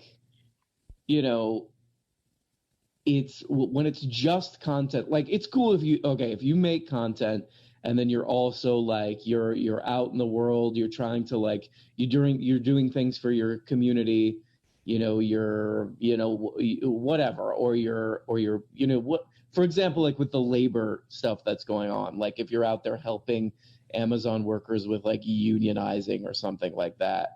And then you also have a YouTube channel and you come on and you talk about it or whatever. It's okay, whatever. Like there's, I guess it's okay to be like a perfectionist or whatever. But I think there's a lot of people who it's just like purely like their whole political view of the world is like getting the content just right and saying all the right things. And it's like, no, I don't know where that gets you exactly. Like, okay, like you won the meritocracy race, you won the race of having perfect politics in theory. It doesn't, I don't know. I don't think it really adds up to a whole lot, and I mean, but there are like characters who are nefarious, like Jimmy Dore is like, I mean, he kind of seems to be saying things because it's profitable, especially Glenn Greenwald has become a very weird character where baffling. he's baffling. I mean, I find it interesting that he was a lawyer because what he's doing has a very interesting lawyer side to it, where he finds ways to say things that are like the way that a lawyer would do it, where it's like, I'm not technically saying something that's, I mean, he probably does like cross the line into just total like right-wing nonsense, but there's a lot of like, I'm saying things in a way that it's not technically untrue, but if you are a listener, a viewer of what I'm saying, you would make the wrong conclusions. He does a lot of that. He does a lot of that kind of stuff, but it seems purely as a social media strategy to like get a certain very committed following that's kind of big and like seeks out that content, and then you're able to go on Fox News and pull them onto your Substack and all that. So yeah, it's weird because of the motivations, the motivation to get more followers and all that stuff. People will sacrifice their beliefs and, do kind of trickery and stuff like that. And it's so far from like real things that are actually going to change the lives of the people who really need, who like could really benefit from positive change in especially in this country, I think. Yeah. It's like, man, there's, if we're actually trying to like change stuff, it's online maybe just isn't the, it's a very kind of performative space, people trying to kind of be entertainers and stuff and make money off of it. So obviously that could fuck up a lot of things. Can you hold on just a second? I'm just gonna go grab a drink. Okay, yeah, go for it. Yeah, just a couple more things. You brought up lawyering, and this was just kind of I thought maybe it might be kind of a unique question for you. My girlfriend is actually a lawyer, and she has mentioned before that she seems that you seem to have like decent legal reasoning or something like that. I guess like we watch like Hassan Piker and sometimes and some other streamers and stuff. And I mean, I like Hassan's content. I think speaking about funny YouTube, one of the funniest videos on all of leftist YouTube is, I know it's just a Trump thing, but like Hassan Piker, it was the way I kind of discovered like, I kind of like these streamers. He had this video called Trump literally has a baby brain. That was that interview that he did with that Australian guy.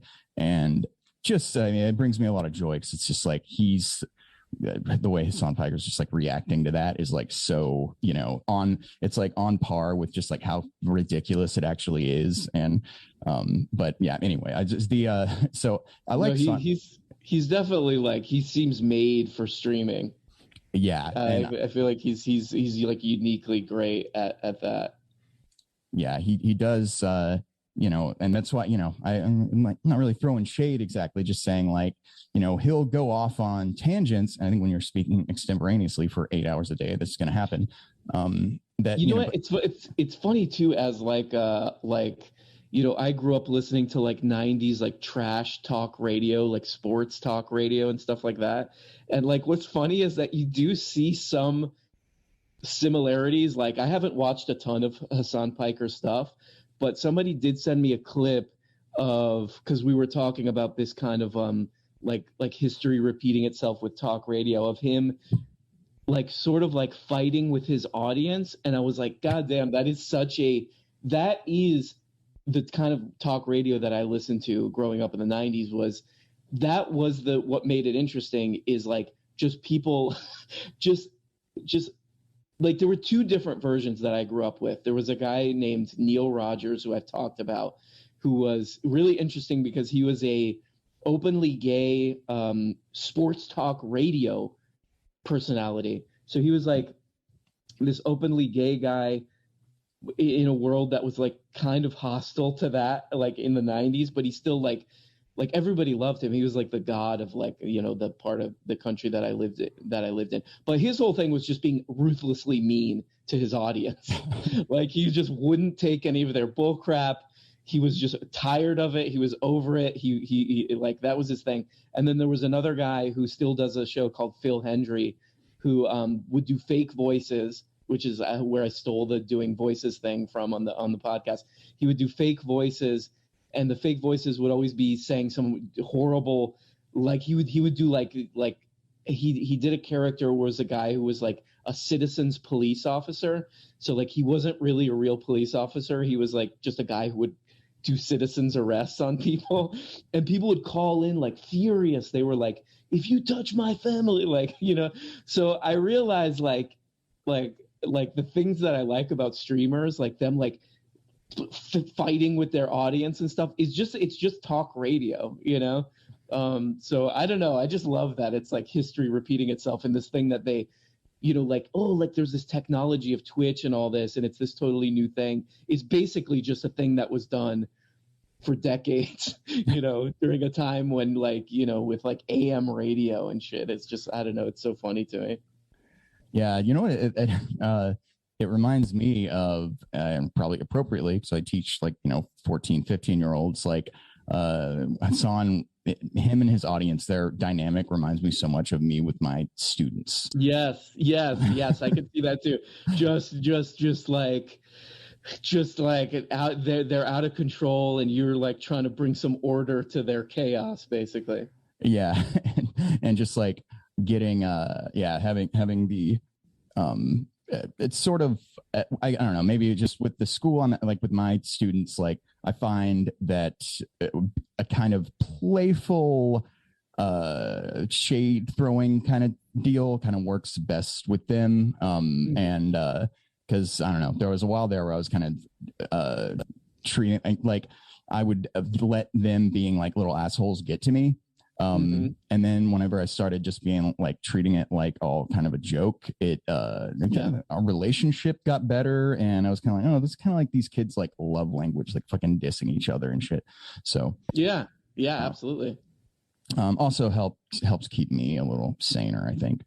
Yeah, I think that's a lot. I think that's a lot of people are like that. They rather you just tell them to like shut the fuck up than be careful with them. You know what I mean? Like, I don't know. I think that's probably a large part of the attraction to a lot of these streamers is that they're just saying things that you're not allowed to say in polite, work life or whatever. Yeah. But the legal thing, do you have any like background or like any reason you might be good at that? No, like I mean, it's weird that she would say that because I when I first started college, I had the idea that I would go to law school, but I literally like instantly stopped pursuing it because I realized I was way more interested in other stuff. But I've read books about how to make arguments and stuff like that. I can't remember. There's one that I wanted to recommend that's pretty good. I could find it. I'll send you a link or whatever. But no, I mean, I don't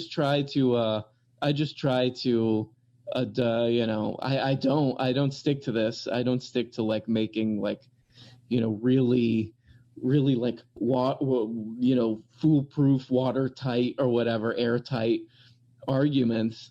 But I try to do that, and I try to, another thing is like a lot of people will, I don't know, just to be funny or whatever, they won't take the best version of whatever somebody's arguing. But like with the kind of people that I make fun of, it's actually way better to like be like, okay, let's get the most solid version of what they're saying, because usually it makes it much worse. Like with like Ben Shapiro or Steven Crowder, like if you really like get into like what they're saying, it's like dystopia. It's like beyond dystopian most of the time. Yeah. That's, you don't need to, for better and for worse, you don't really need to like parody their views or exaggerate them or whatever. Exactly. Totally. But I'm really flattered that she said that. That made another, ego boost for the day. I'm glad to hear that. You should have her on. You should do like a argumentation, how to make good arguments or something, or how to do like legal arguments would be cool.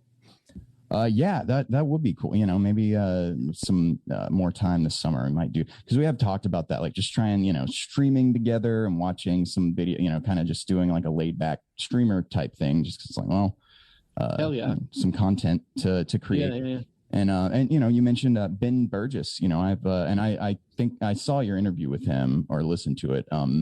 That he's a friend of the show. He was like one of the first people to come on this show. Nice. It's been like almost 2 years or something like that. And yeah, he's a good dude. Yeah, really, really nice guy. Like I've had him on like 3 or 4 times since then. And I think one of the things, talking about like leftist infighting or whatever, like his appearance on Joe Rogan, there was so much like so many people in the Twitter sphere or whatever saying that like he blew this appearance and didn't push back about the trans stuff enough or whatever. And like, I mean, I asked him about that stuff, and he's like, well, if they had asked me to come on the show to talk about trans issues, I would have said no, because I'm not really qualified to talk about that. So, I think that he has such a good kind of philosophy. It's not really a pun, but he has a good philosophy on like talking to, actually like effectively communicating with people about politics in a way that's like actually trying to advance a goal as opposed to like just own people or whatever. Yeah, no, absolutely. I mean, he's way better at that than me, and I think like a lot of people, and he's just such a easy guy to get along with that I think he was sort of the perfect guy to go on Joe Rogan to talk about that stuff. The funny thing about Joe Rogan though is that it's weird, but he'll kind of just adapt to whoever's on the show. Like, if you have Ben Burgess on, Ben Burgess is going to make a lot of good points for like things like a welfare state and stuff like that, and Nordic model economics and stuff like that. And Joe Rogan's going to be like, yeah, sounds good. 2 weeks or like days later, he'll have like some lunatic on who will be like, like Ron DeSantis rules, and like teachers are trying to brainwash kids and all this stuff, and he'll just agree with that. So I don't know. Joe Rogan is an interesting view into the like psyche of like a lot of it's a testament to his like popularity too, is that a lot of people think like that. They're just not. I mean, it probably has to do with people's like poverty of time too, is that like, who's gonna sit around reading a book about like Nordic economics or like whatever, So if somebody says something, it'll sound good. Somebody else says something, it'll sound good, and that's about it. It's weird, Yeah. And Rogan is that's a whole thing there.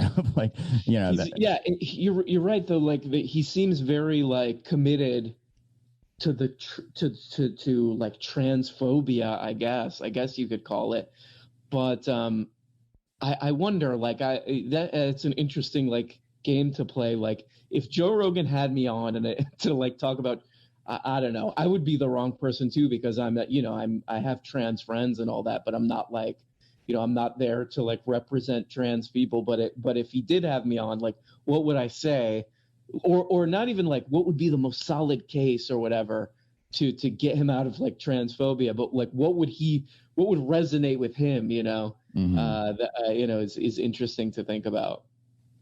Yeah. Persuasiveness, I guess, going back to the being a lawyer or whatever, like trying to persuade someone making a case, Yeah, it's like you're there to the whole idea of like you're there to convince a jury, if you're doing a jury trial or whatever, and it's like that might not necessarily be the most like sound case because you're just trying to convince a bunch of normies of stuff. Yeah, exactly, and it's hard to know like it does. Like I was just watching a Joe Rogan video where he's definitely very weird about trans issues. And another thing that's interesting about him, and to speaking about like content being divorced from reality in the world we live in now, is that Joe Rogan is kind of he's a pillar of like performative masculinity too. Mm-hmm. So a lot of stuff that he's gonna say is a veneer. It's like a mask that he wears to signal to people that he's like a tough guy and stuff like that. So it's also hard to know what people like that actually believe. I mean, this is like going back to the problem of content, It's hard to know what people actually believe and what they're just like using to signal people and like maintain an audience and stuff like that. Yeah. That's, I mean, nowadays the ideas of like what is going to come off as like masculine or what is going to come off as any certain enough kind of way that like whoever it is like is sort of performing, or the sense that they're wanting to give off. Like I think kind of like what we were saying earlier, that just like it making it so much about the personality or the person, however they're like wanting to come off, and as opposed to like just saying true things or real things is right. Right. And it's hard to know a lot of the times what the truth is, because a lot of the, like the Jordan Peterson fan, maybe Joe Rogan fan, a lot of them feel like owned. A lot of people just feel owned because, I mean, like the stuff we've been talking about, they're in a system that kind of like crushes your spirit a lot of the time. And so to grapple with that, they'll maybe like adopt some sort of like hyper masculine tough guy veneer to like rebel against being owned by like an economic system or whatever. So you never know like where it's coming from with a lot of this online rhetoric. That's probably a big part of it. But it takes a little bit more thinking to be like, oh shit, maybe like I feel owned because that I have no free time, or because I'm not getting paid anything, or the whatever, like there's no social safety net or whatever. This kind of stuff. It's harder to find that in like whatever emotion you're having. So there's some sympathy to these people who are acting out online and acting crazy, even Jordan Peterson, like people who are, acting like that and following him and stuff like that. I think if we looked into where that's coming from, you would find stories like that, that it's coming from how things are structured more than just like I'm an asshole or whatever, But yeah, I don't know, like that's why I try to go make fun of like wealthy content creators rather than like, oh, look at this lone moron on Reddit or something, Yeah, that seems like it wouldn't be your style, and it wouldn't really be productive. So yeah, you've been very, very generous with your time. I really appreciate it. Yeah. There's kind of a couple things here, but like maybe we can, if you'd like to come on again sometime, I could kind of do like a quick little lightning round here, and then I think I mentioned. Sure. I hope I wasn't. I just hope my hope is that I don't do a Slavoj Žižek on the when I talk to people where I monologue for like an hour. But, finally I will let you talk for 1 second, then I will go on and on. I hope I don't. I love Slavoj, but like dude, take a breath, buddy. Let somebody else talk. Sure. Yeah, and that's Slavoj's kind of like earned that. Exactly. A little bit more than most of us other folks have. I will talk the whole time. No one will get one word in. I will just go on and on. Saying my same 5 jokes that I say in every interview. I love your Slavoj's good. Guys, you mentioned something about Ben Shapiro impressions earlier. I think you have the best Ben Shapiro impression. I think actually all of your impressions are like they're really good comedy impressions. As in, I don't know if they really like they're not like one for one sound exactly like the person, but it's like capturing their essence in a way. Right. Really yeah, exactly. Doing impressions is such a like comedy crutch, because it's just like there's just something like weird and funny about like the wrong voice coming out of somebody. It's just such a cheat. It's such a cheating way to be funny. But what are you gonna do? What is it that you use for? Are there a couple little things that you use in your live streams, especially, that I'm like kind of just interested in what they are. The first is that little voice changer deal that you do. Like, what is the setup for that? Yeah. No, I've been trying to figure out like a better setup. Like I want to get one of those looping things, but I use a Roland VT4, which is just like, it's a lot of people use it for like, I think they use it for live singing because it has like a vocoder and auto tune and all that. Mm-hmm. But it's specifically made for like voice effects. Then I have a classic piece of music equipment, which is the Korg Chaos Pad, which that's like the effects. Like sometimes when I'm doing the live stream, it'll be like it'll just start glitching. That's the Chaos Pad. The Chaos Pad is cool because it looks like a Blade Runner. Like it's the closest to like a Blade Runner thing. It just has this weird like sort of old school Atari interface on it. So yeah, the Chaos Pad, and then I have a Novation Circuit, which is just like a groove box beat machine. I don't really use a lot of the music stuff, but I mean the voices, because I can't really do like I can't really do like a female voice or something like that. Like, so the VT4 or like Hasbullah or something, I can't do that voice. So the VT4, yeah, it changes the pitch. It does weird harmonic stuff. It's amazing. Like I would say it's a really cool, amazing piece of equipment, and I think it was like $200 or something like that. I can't remember, But I got to check that out. I love playing with stuff like that. And I started making a soundboard with using like a little $25 like MIDI controller keyboard that I have. Oh, cool. And like found out how to do it in GarageBand, how to like assign sounds to each key. And so that's amazing. Like, that's amazing. Thing. That's the way I would like to do it, as have like a thing that you could actually touch and be doing the I do it with like a mouse click, but like it would be way cool because that's the old school talk radio way of doing it, of having this like these buttons that you press and stupid sounds happen. Yeah, and I think I don't know if like a Stream Deck or there's some stuff that I think is supposed to be for that, but I was just been like, just seems too. I know a lot of that stuff seems a little frivolous. Like the Stream Deck, I don't know if I could really use that. Yeah, and I mean with the streaming, the amount of streaming you do, I think that's like saying something about might not be the best use of money, like if you're trying to get started streaming or whatever. Totally. And do you? And it's amazing, honestly. The most amazing piece of equipment, or not whatever software, I think OBS is like really amazing. Like I know this like boomer talk to be like, wow, like this technology, but like OBS is amazing. Like I think I could probably find a better way to like record my videos, but like I don't know, Adobe OBS just has so much cool stuff in it. But anyway, can you edit in OBS? No, it's just purely for like screen capture and recording.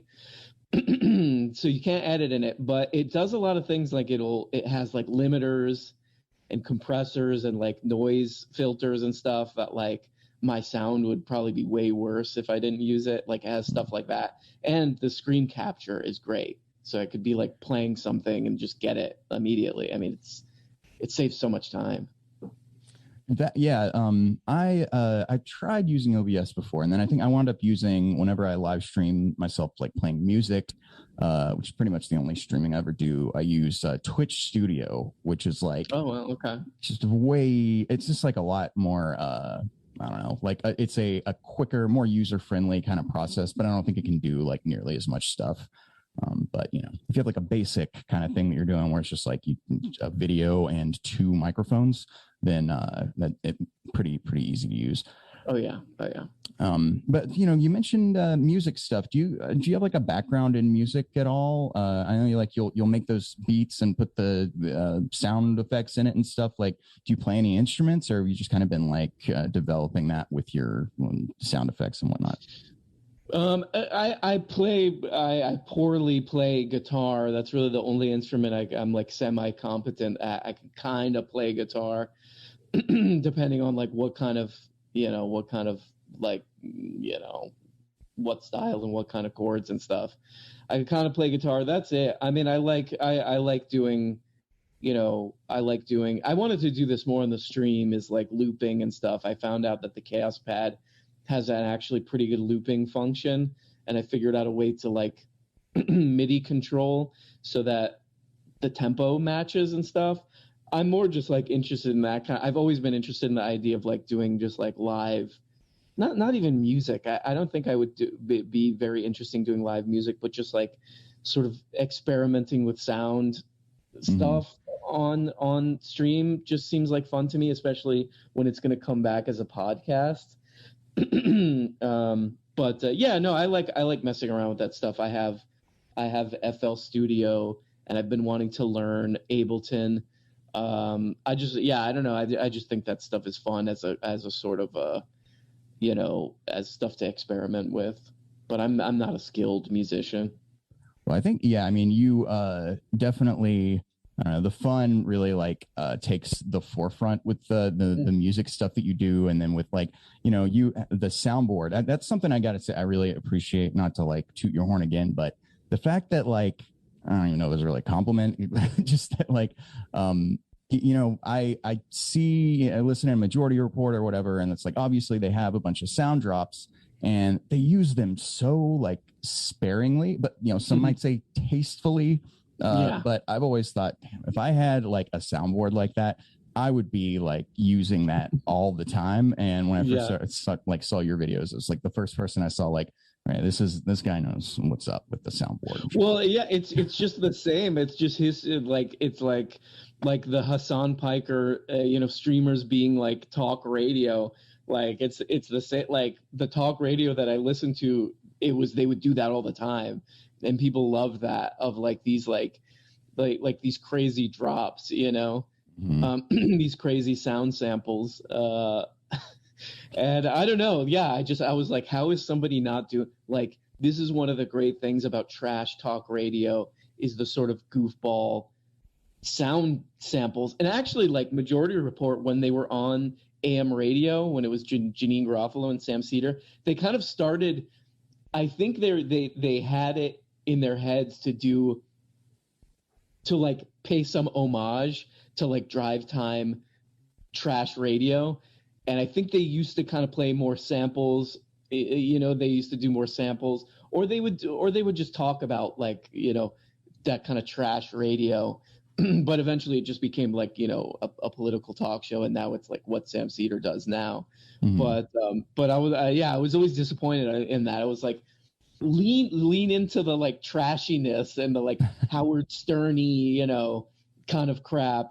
People love that. People love like dumb samples. And honestly, there's like there's so much, like if you take something out of context, the one that makes me laugh so hard is Tucker Carlson saying, that's on YouTube. That's on YouTube. It's like, if you just hear him say that in his broadcast or whatever, it means nothing. But if you take it out of context, it's the funniest goddamn thing I've ever heard. And I can't even explain why. It's just because like in his broadcast, he's probably taking himself seriously. Mm-hmm. If you take that out and isolate it, it shows how absurd he and it is. You know what I mean? Like, I don't know. There's just so much to like playing a sound out of context that like is just hilarious. I don't know. It's weird. It seems like you've got like a few of those that are just like, why is this so funny? But it's like, I don't know. I think you put it in at the right moment a lot of times, and I especially love how you use it when there's like a little bit of a pause or something, and then I'll like kind of come back online or whatever just by hearing the one of the weird sound drops. Yeah. Exactly. That's something that I probably stole from that same guy, Neil Rogers. So he would play songs, like there would be like a song, like he had a sound drop that was like oi or something like that, and he would be playing just like a normal song, and he would play the sound drop over it, but like in rhythm with the song. I don't know. I always thought that was funny. So I'm probably just stealing from that. Well, one of the things my gimmick I decided on, maybe ill-advisedly, about this podcast is that I make a theme song for every guest who comes on, which is by far the most time-consuming element of the show. But I still, I have a lot of fun doing that, and I don't know, I probably would, I have, hundreds of like little beginnings of songs and stuff like that. So I've got like tons of stuff I can use, and I'll usually put like, clips of them taken from other sources and stuff, putting them over it and, distorting it and all kinds of stuff. But like that with you, I was thinking about like, okay, you've got all these sound drops, and then, there's probably like a lot of drops I could take of you as well, speaking from your streams and stuff and your videos. So I've got, I haven't really started on yours, and I've got, a lot to think about. Any like suggestion? You want like a specific genre or something? No, I'll leave it totally open to you. Leave it totally open. I think that would be amazing. I can't wait to hear that.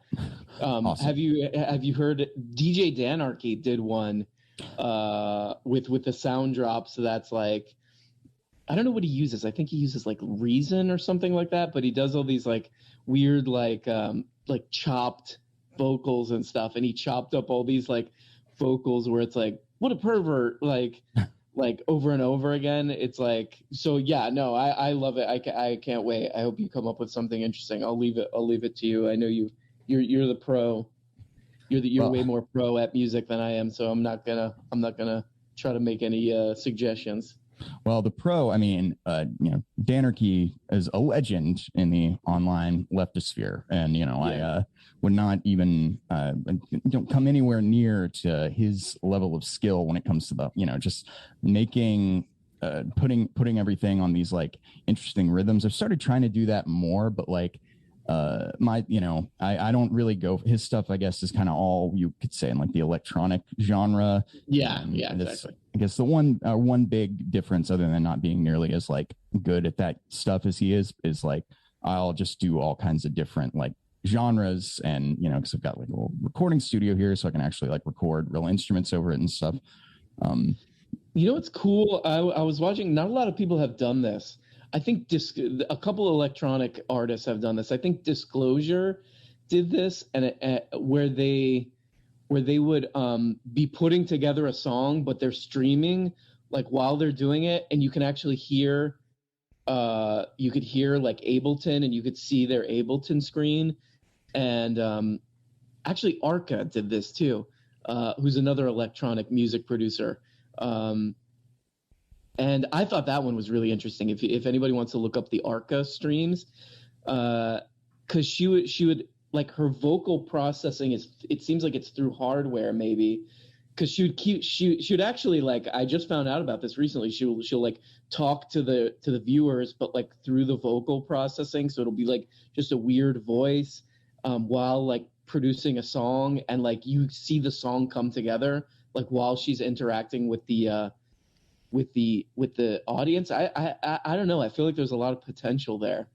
There's a lot of untapped. I'm sure that kind of stuff goes on Twitch and stuff, but like especially Arca's streams. I wish I could remember the screen name that she was using, but I love that. I found that those streams so fascinating that she's using the technology to like make interesting sounds into the songs, but also like use it as a goof with the audience, and like also talking about like serious issues with the audience. And I don't know, there's something so cool about that, but I don't know. Yeah, I would love to see more of that kind of stuff. People in the process of some kind of creating something in real time, and then in public. I don't know. That's cool. I think I recently figured out how to like have my iPad screen on while streaming, so that might be a cool thing to do. Like that's little cool. GarageBand tutorials or something like that. Yeah, totally, like, totally. Showing the process. I'll come up with something. I'll try to make it nice and good for you. The theme song there. Yeah, take your time. No problem. And then maybe even like something you might be able to like repurpose for something else, maybe. No, I'll definitely use it. I'll find a place for it for sure. That would be cool also. Yeah. I always am kind of like, man, I put these episodes out, and this like I spent all this time on this one song, and it was only heard on this episode. So I started putting like, the compiling all the songs together on Bandcamp and stuff, and like a volume 1 sounds of Breadsheet kind of thing. I love it. But so yeah, I guess like kind of the thing that like I think I mentioned, art and politics, kind of like to try to talk about that some. That I think we could kind of, if you ever want to come back, we could like talk about it then, or maybe I'll call into your show. I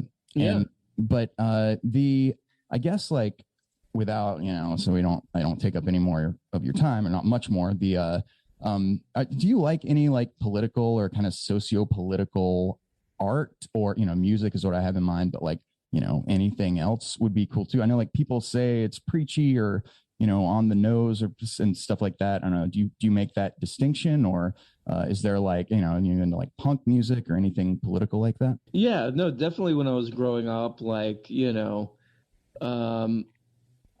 I guess like probably the youngest like memory I have of that stuff is probably going to be something like Rage Against the Machine, that people were like, oh, like this guy like interviewed Noam Chomsky or whatever, or maybe like something like that. But I grew up listening to like Fugazi and stuff like that. That was kind of political. And then like honestly, like in the early 2000s, like there were a few like political comedians, like David Cross was pretty big. When I was really young, Janine Garofalo was the political comedian, and weirdly, like one of the main voices against like the invasion of Iraq, which is sort of weird if you think about it. That like it was just so like the media was so like homogenous with their you know, whatever, like manufactured consent. Yeah, exactly. Manufacturing the consent for that one. That like, you know, just a sort of alt comedian was one of the main voices. But yeah, so comedy was big. And definitely like movies actually, like a big movie for me when I was younger was, I think I mentioned Errol Morris. He did a documentary called The Fog of War in the early 2000s that was pretty big, about Robert McNamara. It's pretty interesting. And then like documentaries. I was really into that movie, The War Room, which was like about the Clinton campaign. I was really into that with that Louisiana guy. I can't remember his name. What's that guy's name? Oh, what's that guy's name? He's so James Carville. James Carville, right? I just thought they were interesting. There was a show in the early 2000s, probably around 2005, called K Street that I thought was a really interesting, which has completely been forgotten. It's a Steven Soderbergh show where they filmed it all with like DV cameras in Washington D.C. and they had like real senators in it too. It's a very interesting. If anybody can find K Street, go watch it. Yeah, and they basically, it has one of the main guys from Mad Men in it. I can't remember that guy's name. He's a great actor. Had a bunch of really famous people in it, and they would like interact with like real senators. But there was like this underlying plot line going on that was kind of interesting. And James Carville was in it and all this stuff. It's probably, if I watch it again now, it might be kind of a stupid show, but I think it was going for something interesting. But yeah, I don't know. A lot of political art is bad. You know, I'm not going to name anybody, but a lot of it's bad because it's hard to like be making a serious point and like doing something, you know, artistic. But like a lot of it's good. You know, I mean, yeah, I don't know. But those are some of my. I don't know. Those are some of mine. Were you a big punk? Were you really into like political punk music? Yeah, that was definitely the like you know, even more so than 9/11, like the just getting into political. I guess, you know, 9/11 made me just more of like aware of like how consequential politics are. But like, were you really into that Toby Keith song where he's like, "We're gonna put a boot in your ass" and all that stuff? Yeah, that's the kind of political music. That's the political punk that I'm kind of into. Yeah. Mm-hmm, yeah. That like there is stuff that you know, I was really into like skate punk and some of the, you know, like NoFX and Pennywise. Oh yeah. Some of those bands have kind of like as I've gotten older, I've kind of found, or you know, I still listen to some of the stuff I liked as a kid, but like you know, their brand of like being political, I guess I realized as I got older how like kind of hollow and like repetitive a lot of it is. And you know, just basic like generic like fight the system kind of stuff. And you know, I still like, my favorite bands, like political bands, are like Bad Religion, Propaganda, like, you know, some older stuff I love, like Dead Kennedys and like Reagan Youth and that kind of stuff. But like, you know, I'd say like, as far as, you know, music that still in the political punk kind of realm that like still as an adult really like appeals to me on like an intellectual level, or, you know, artistic mixed with a little bit of that like satisfaction, would be, yeah, like Propaganda and Bad Religion. And I don't know, I feel like there's really not a whole lot more that I would put up on their level. I still really like the Dead Kennedys still, and I think Jello Biafra has a YouTube channel where he just talks about like, he's like, "Mr. Trump, what are you doing?" Like he was really yelling at Trump a lot. I love it. I would like to see just a I would rather just see a vlog from Jello Biafra, or even like, you know, I mean, you know, any of these like classic, like sort of political punk rockers, you know, just like, what do they do now all day? You know, it would be funny. Yeah. Like, you know, Henry Rollins kind of deal, which, you know, he's I like I remember liking his like spoken word stuff a lot. And, you know, he had definitely good. Actually, you know, he had one somewhat recently, like a few years ago, that I think was on Showtime that just really it was really gratifying in a sense to see that he had sort of adapted with the times a little bit and had like a good, not that he was ever this like kind of anti SJW or anti woke kind of, he gives off that energy for sure. But in this like last special, I remember he just had like a really long story about meeting RuPaul and kind of use that as like a springboard for talking about like trans issues and stuff. And I was like, oh damn, I'm not like cringing at what he's saying right now. Yeah. You know, it's funny. Like RuPaul also did like a.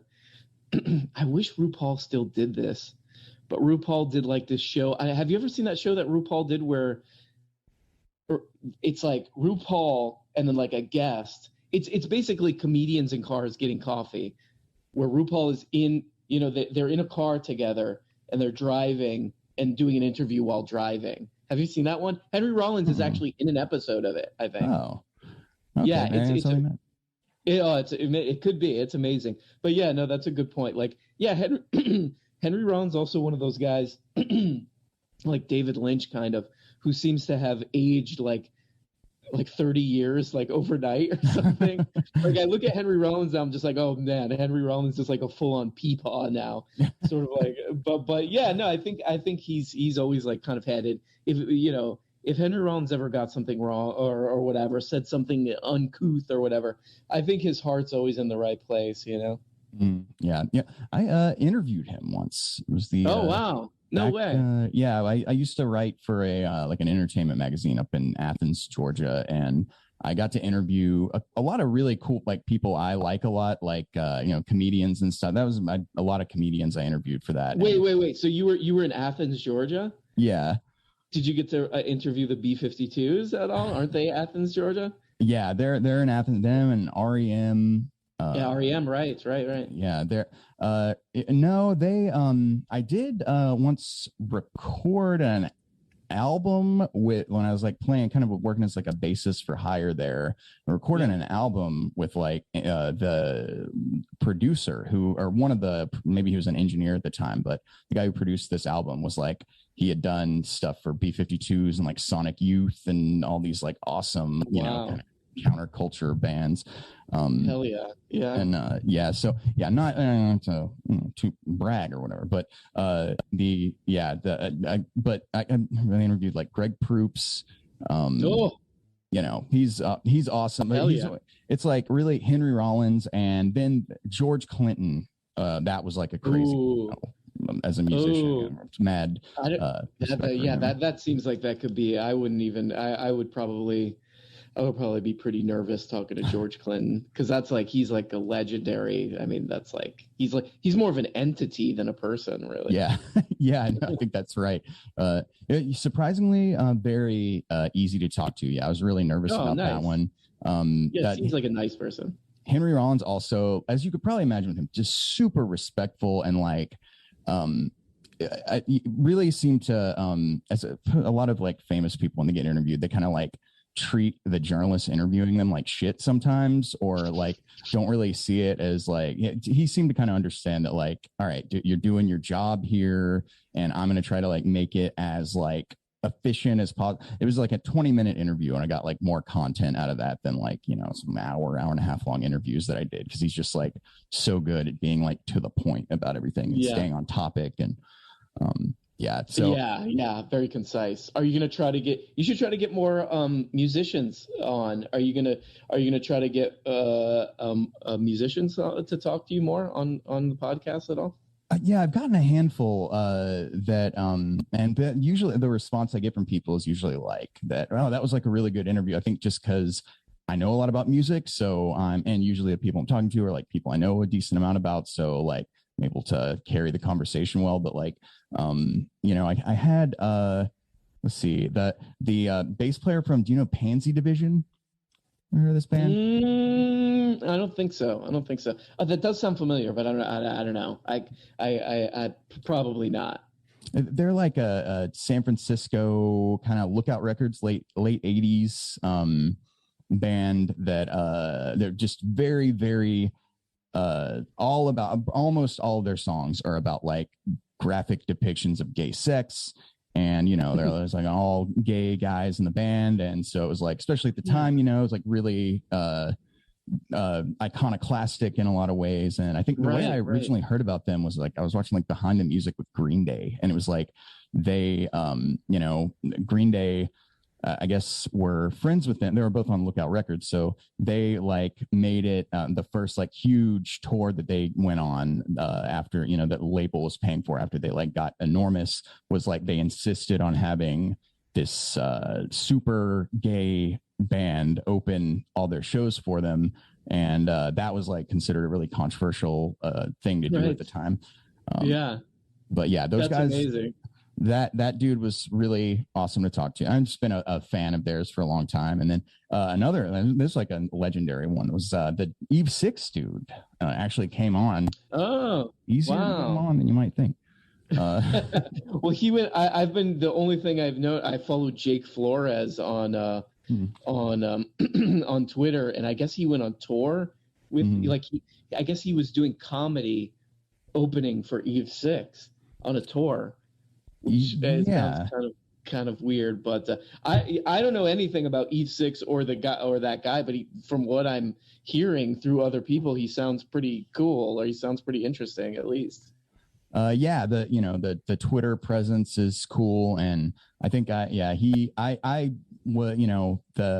big albums were late 90s, early 2000s, and so, you know, kind of like perfect age when I was like really getting into music. So a fan of theirs from way back. So that was really cool. He was also really easy to talk to. And that's like another, I actually interviewed him, and before that, the guitar player from the band, who was like, had some, he's really involved in like some, what you might call leftist stuff, like unionization of like musicians and trying to like unionize to get Spotify to like start paying their musicians and stuff like that. So that he had some interesting stuff to talk about on that front. But so let me see if there's socio, you got, I guess, like, if you have just like last little note here, if you have any political music, or it doesn't even necessarily have to be political. I mean, I had people on when one of my favorite country singers, who I'm sure you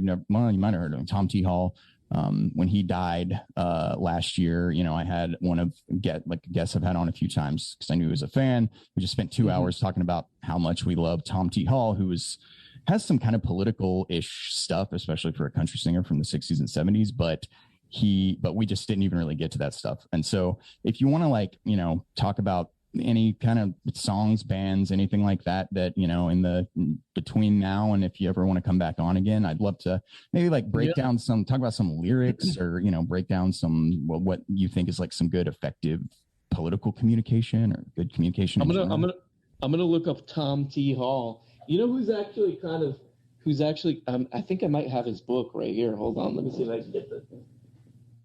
Let's see if I can find this. I don't know. Do you know? Have you ever heard of the band The Makeup? You know Ian Svenonius? No, I don't. Have you heard of this guy?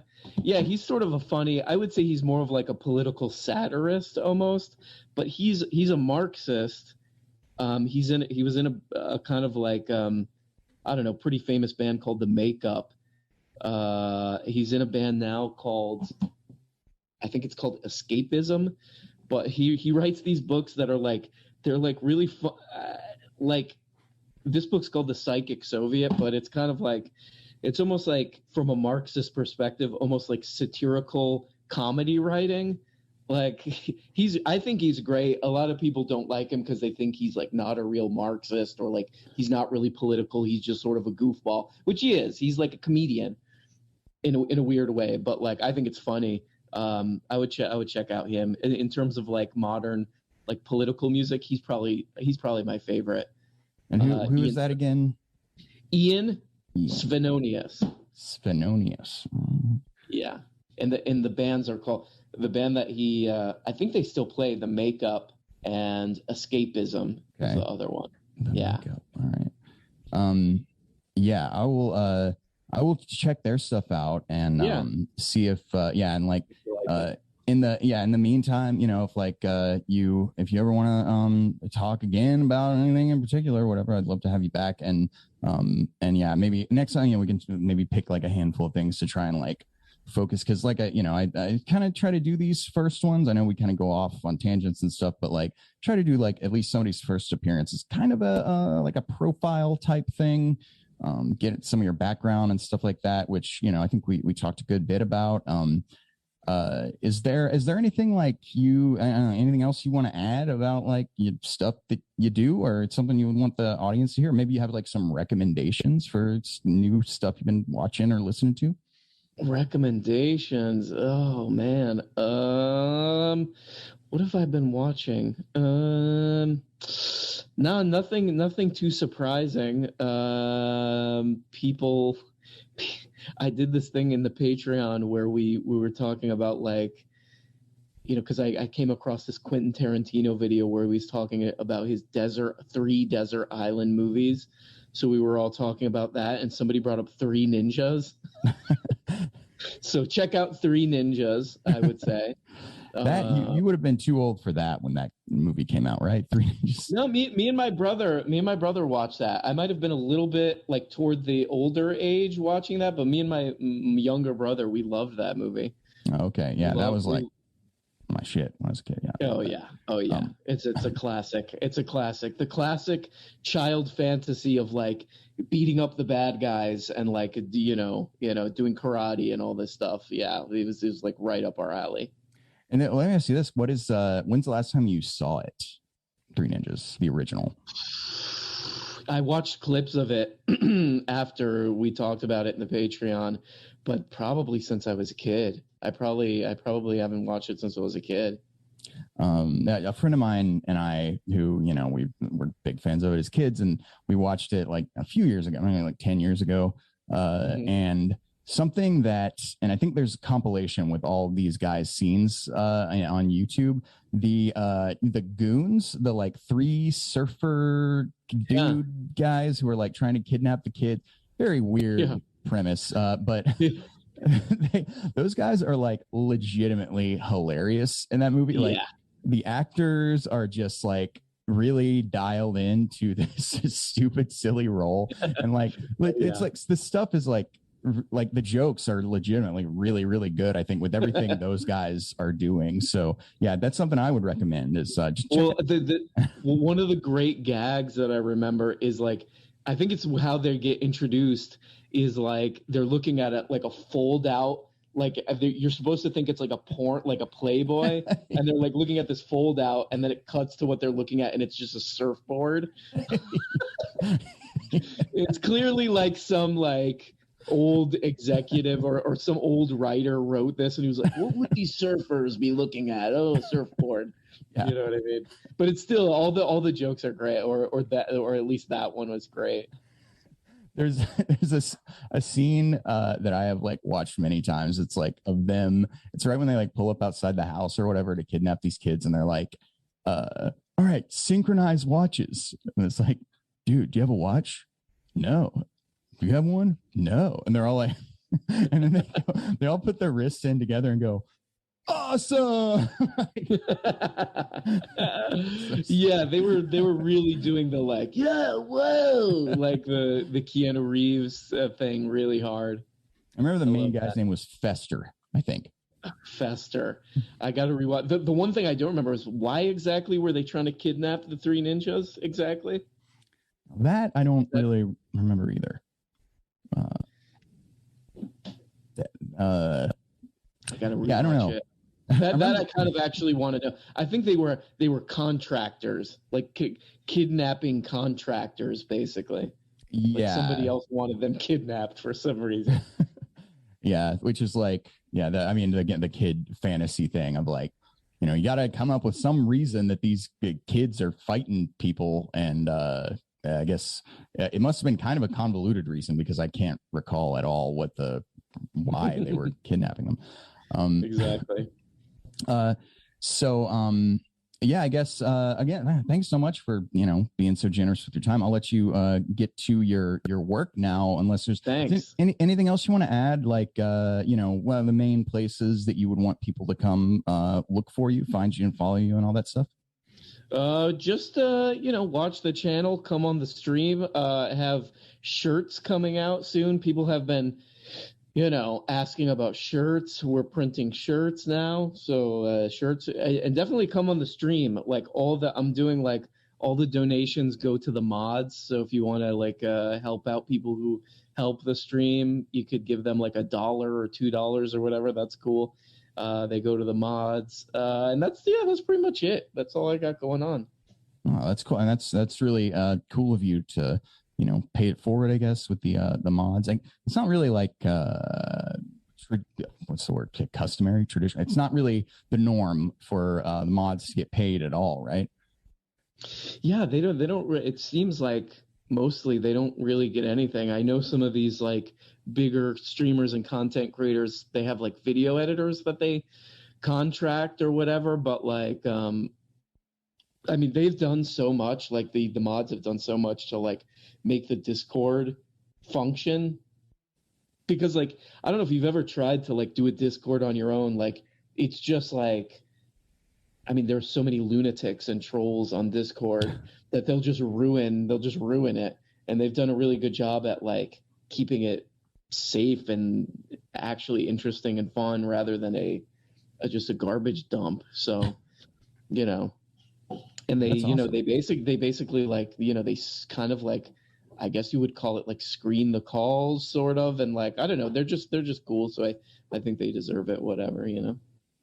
Yeah, that's awesome. Well, you know, shout out to those mods, and you know, and yeah, I highly recommend obviously all your stuff. I'll talk about it more in like the intro. I'll recorded this later, but like, you know, everybody out there, very one of the funniest YouTubers I know of, and definitely the live streams I've really gotten where like when I can, I'll tune into them live, but a lot of times I'll just listen to the podcast, and it's just a really great, you know, I love a good hang of a podcast, and that's, you know, it's a hang with lots of silly sound effects and voices and stuff, and I think anybody who checks it out will enjoy it, both those and the videos, which are kind of more like you know, the way you were talking about earlier, more like would you call them video essays?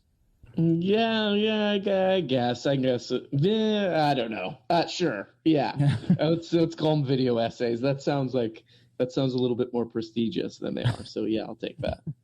Well, yeah. Well, thanks again, RM Brown, for joining me this evening, and I will let you know when this is going up. Hell yeah! Thanks so much. Have a good rest of the night. You too, man. Take it easy. Good luck with your work. Bye. Peace. Women be shopping. Hey guys, it's me. The internet's most perverted video pervert at your service, milady. Oh man, we got a special one today. In fact, this is probably one of the more demonic things I think I've ever seen. To quote the great Michael Jackson, a guy who I think we all agree everything was fine with him. You might want to look in that mirror.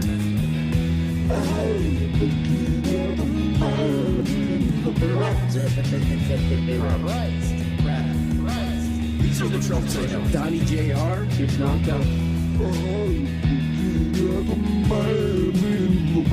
Larry. But they're no agents, folks. These ladies, they're no agents. Calm down. Oh my God. With these, I mean, this is some goose stepping crap. Jesus. With these, I mean, this is some goose stepping crap. Not to show off, but I'm a Daily Wire member. There's not much you can do about it. Are you gonna try? Sure.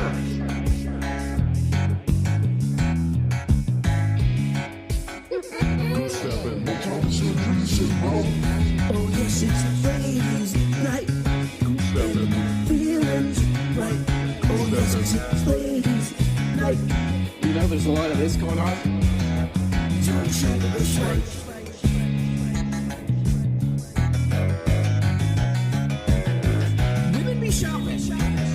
shopping. And my shit, and my shit, and my shit. Poo-poo.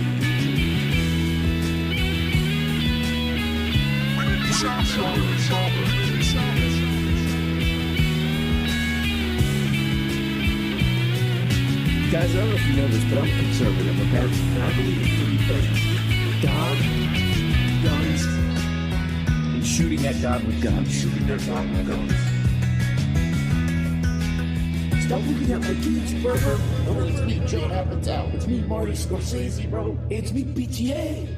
Paul Thomas Andreessen, bro. I heard you've been buying these porno cards. That's on YouTube.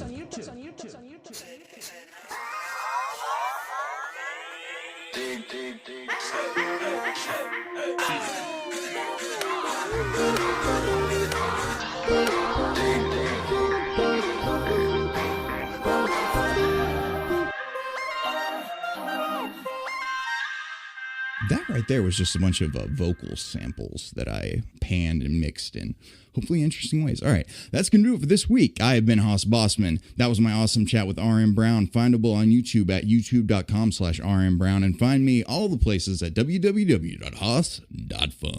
Thank you so very much for tuning in. I will be back with a brand new mini-sode here very soon. Going to try to get back to every 2 weeks and see if I can sustain that next year with school going on, and of course the new YouTube video and coming soon will be up soon, so please follow me on Twitter, come watch me on stream. Please share this podcast and rate and review it. It really does help. What have I done to you to not deserve you doing the nice YouTube sharey podcast things? Wasn't RM Brown just a fucking pure delight too? He is magical. I love him. I love you. Please stay safe and kind and warm and compassionate and empathetic and loving and caring. Flood the soul of every sentient being you encounter with healing light. Oh, and let's ride out on one of my original songs. How about Tobacco and Firearms, the title track from an album you can find everywhere by my old band The Camags. I love you. Bye. Mwah.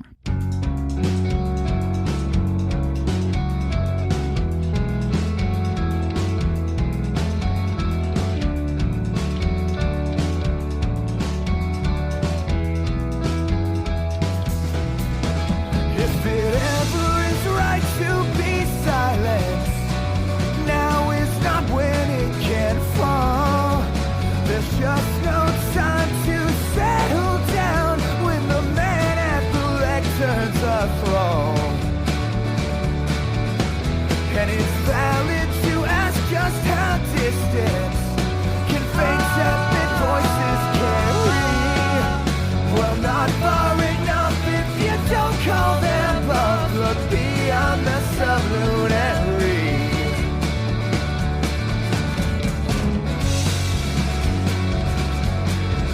Our legacy just might be the remnants of verse scribbled into a tree, the faint susurrations of gone melody. If anything's left, it will be stripped up meaning.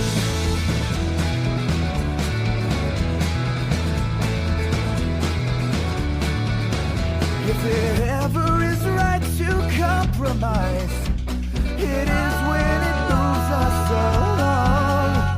The bulk of our ills stem from our standing still, and stagnation feels naturally wrong.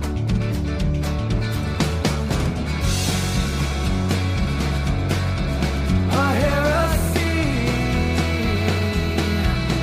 just might be first scribbled into a tree, the gone susurrations of faint melody, a lack of lasting dignity.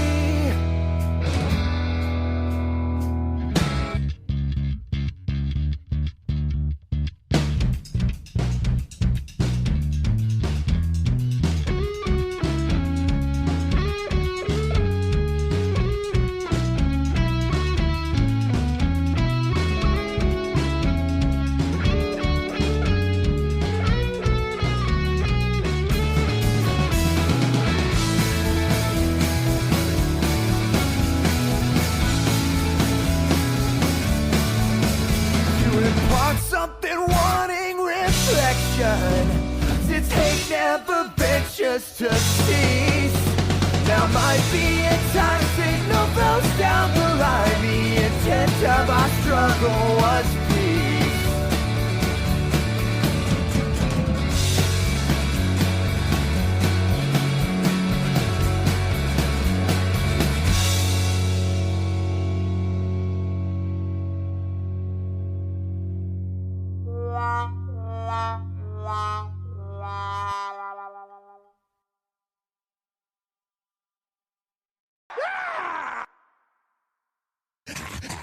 They go, well, we got one of the most evil.